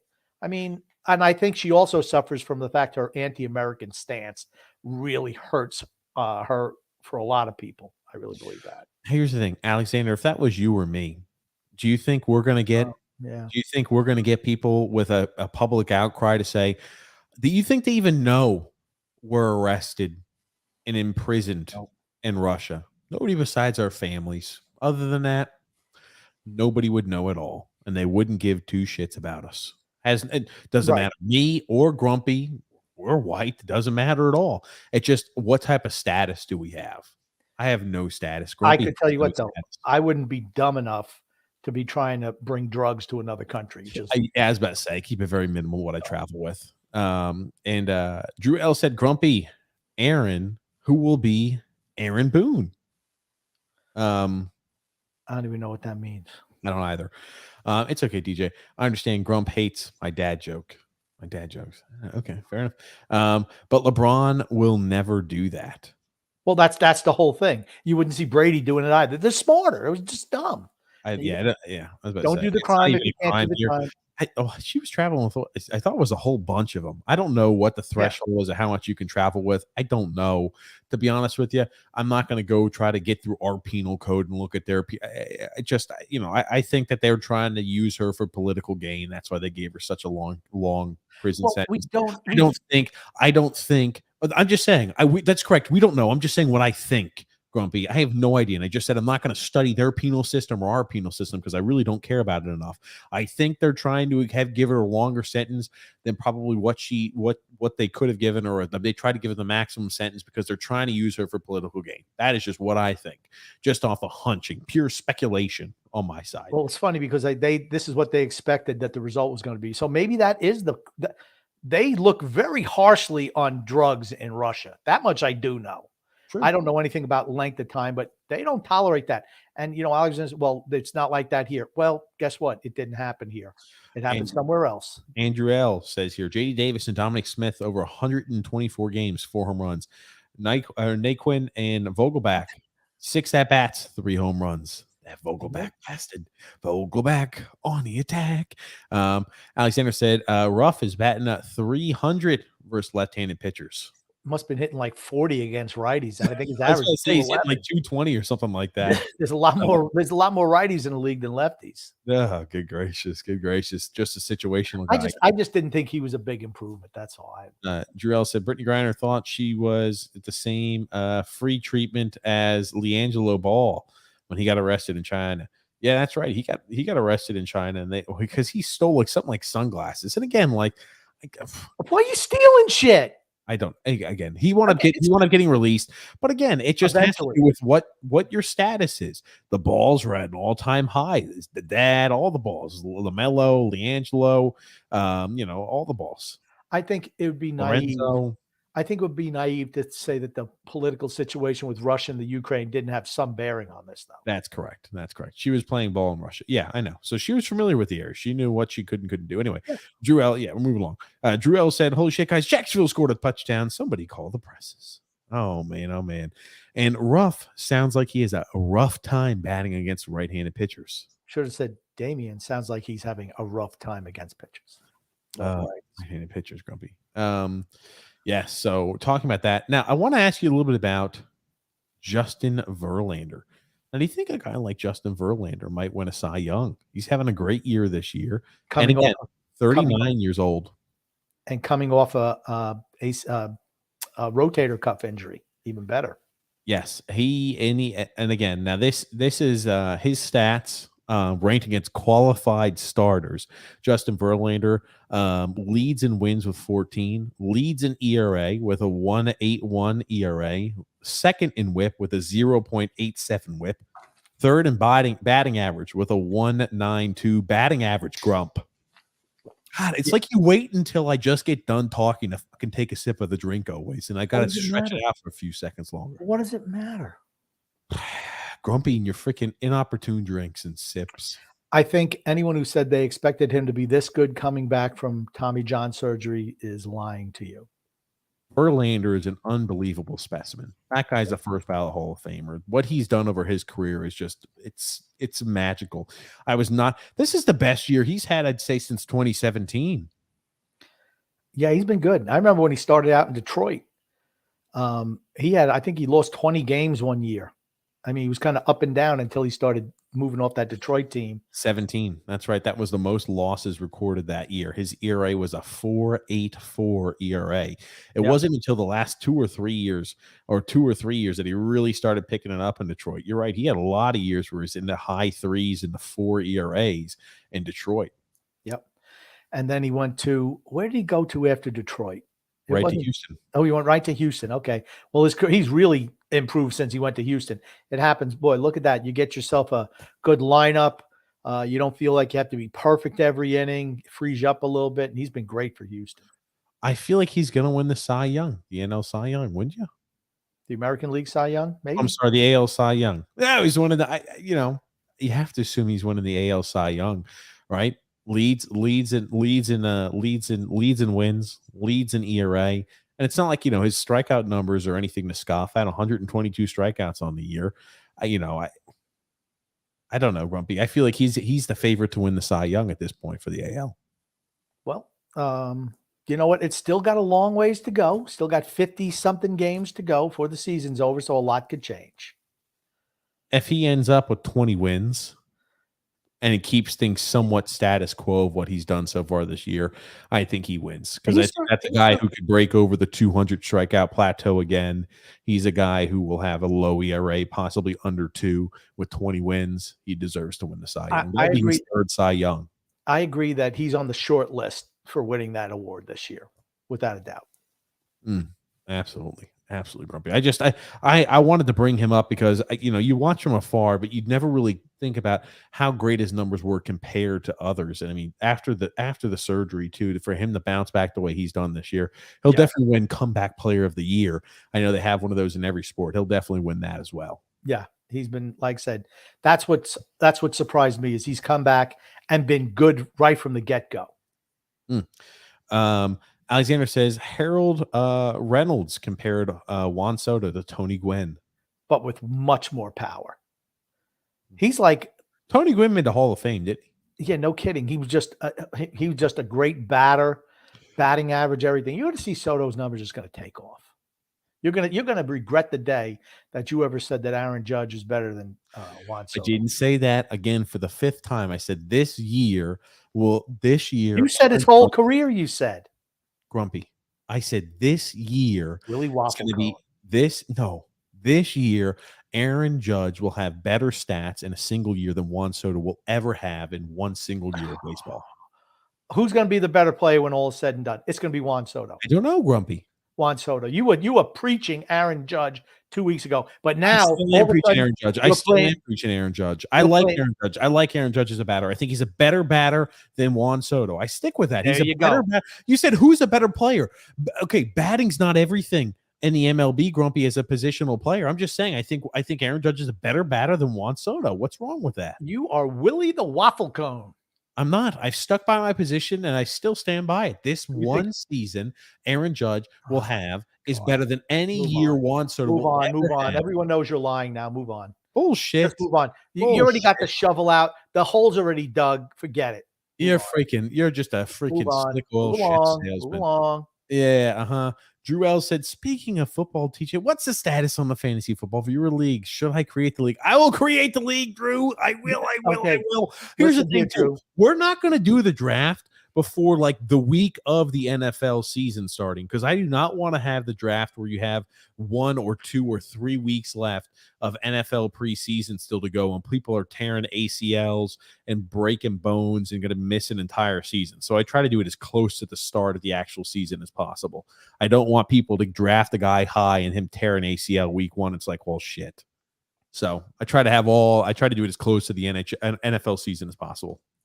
And here's the thing, Drew. He's a freaking control freak. You know what it's like on the podcast. Hey, what are you doing? How come you're drinking now? How come you looked away from the screen? Why did you do this? Why did you do that?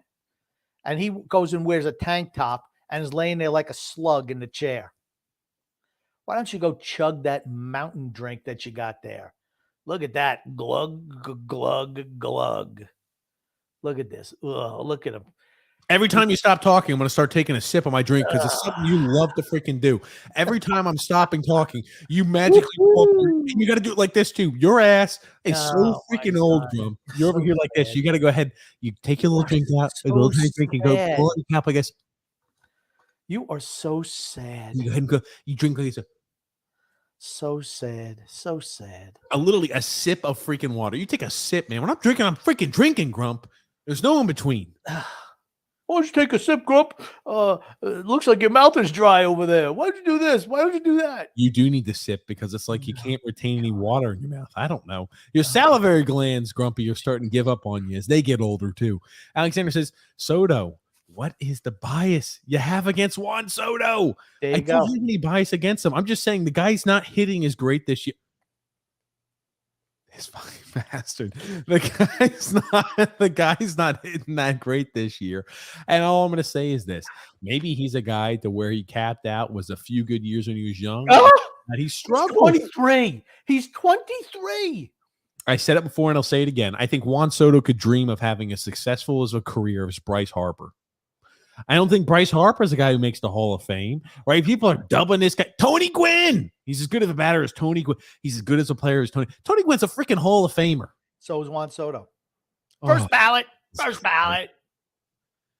Jesus Christ, Grumpy. First ballot guy, huh, Grump? Okay, next comment. Soto, better overall player than Judge. I Without agree a with doubt. that. I agree with that. Way better. Way Mm. better. Alexander says Judge is either home run or strikeout. That's not true. Drew L says I was not referring to that, but the draft should be on while your podcast is on. Ooh, I don't know. That could be an interesting one. Those drafts take a long time, though, don't they? Well, so does the podcast, but they take a long time, don't they? I think Thursday is like opening day is on a Thursday. So opening games on Thursday. So we could do it like that week. It wouldn't be on a podcast. I don't know. Maybe it would be kind of cool to do like a live stream of the draft. Grumpy does. I'm gonna let you know something. Grumpy flips a fuck every single time we do these, and every year we usually talk to each other, and there's certain players that he'll pick that I want and vice versa, and anytime he'll do something, he's like, I hate my team. Every draft, it's guaranteed, and it's not like it's a joke. He's trying to legitimately say every time, he's like, that's it. I don't even know why I play fantasy sports. This is awful. I just don't have any interest in this. I just get screwed. I the 11th overall pick out of 12 teams. I'm not even going to play this year. He does that shit. He plays like I just find it funny that every year when TJ sets up the draft, I'm picking 11th, 12th. It's randomized an hour before the freaking draft, Grumpy. What think I'm doing? Altering it? It looks like there's a scratch put of where I should be and then some other number. Some other name. Yeah, I know. Drill said, it's okay, Grumpy. Though, because no matter what TJ does, I'll still find a way to at least make the playoffs. The gauntlet of challenge has been thrown down. Fair enough. But Grumpy, man, we're here at the end of the show today. What do you want to say before we wrap things up? I just want to say love and laughter to everyone who listens, and even those who don't, from TJ and a grumpy old man. Thank you so much, everybody, for tuning in. A lot of fun things happening in the world of sport. Again, if you made it this long, make sure you leave a thumbs up. Boop, hit the thumbs up wherever you're watching, whether it's on YouTube, Facebook, Twitter. Make sure you leave a thumbs up if you enjoyed the content. And if you're new to the show, we please invite you to subscribe. We want to see your faces around here next time. Thank you so much, everybody, for tuning in. We'll see you guys this Sunday, 8 p.m. Eastern Standard Time. Until then, have a great Friday, and thank you again, Grumpy. My pleasure.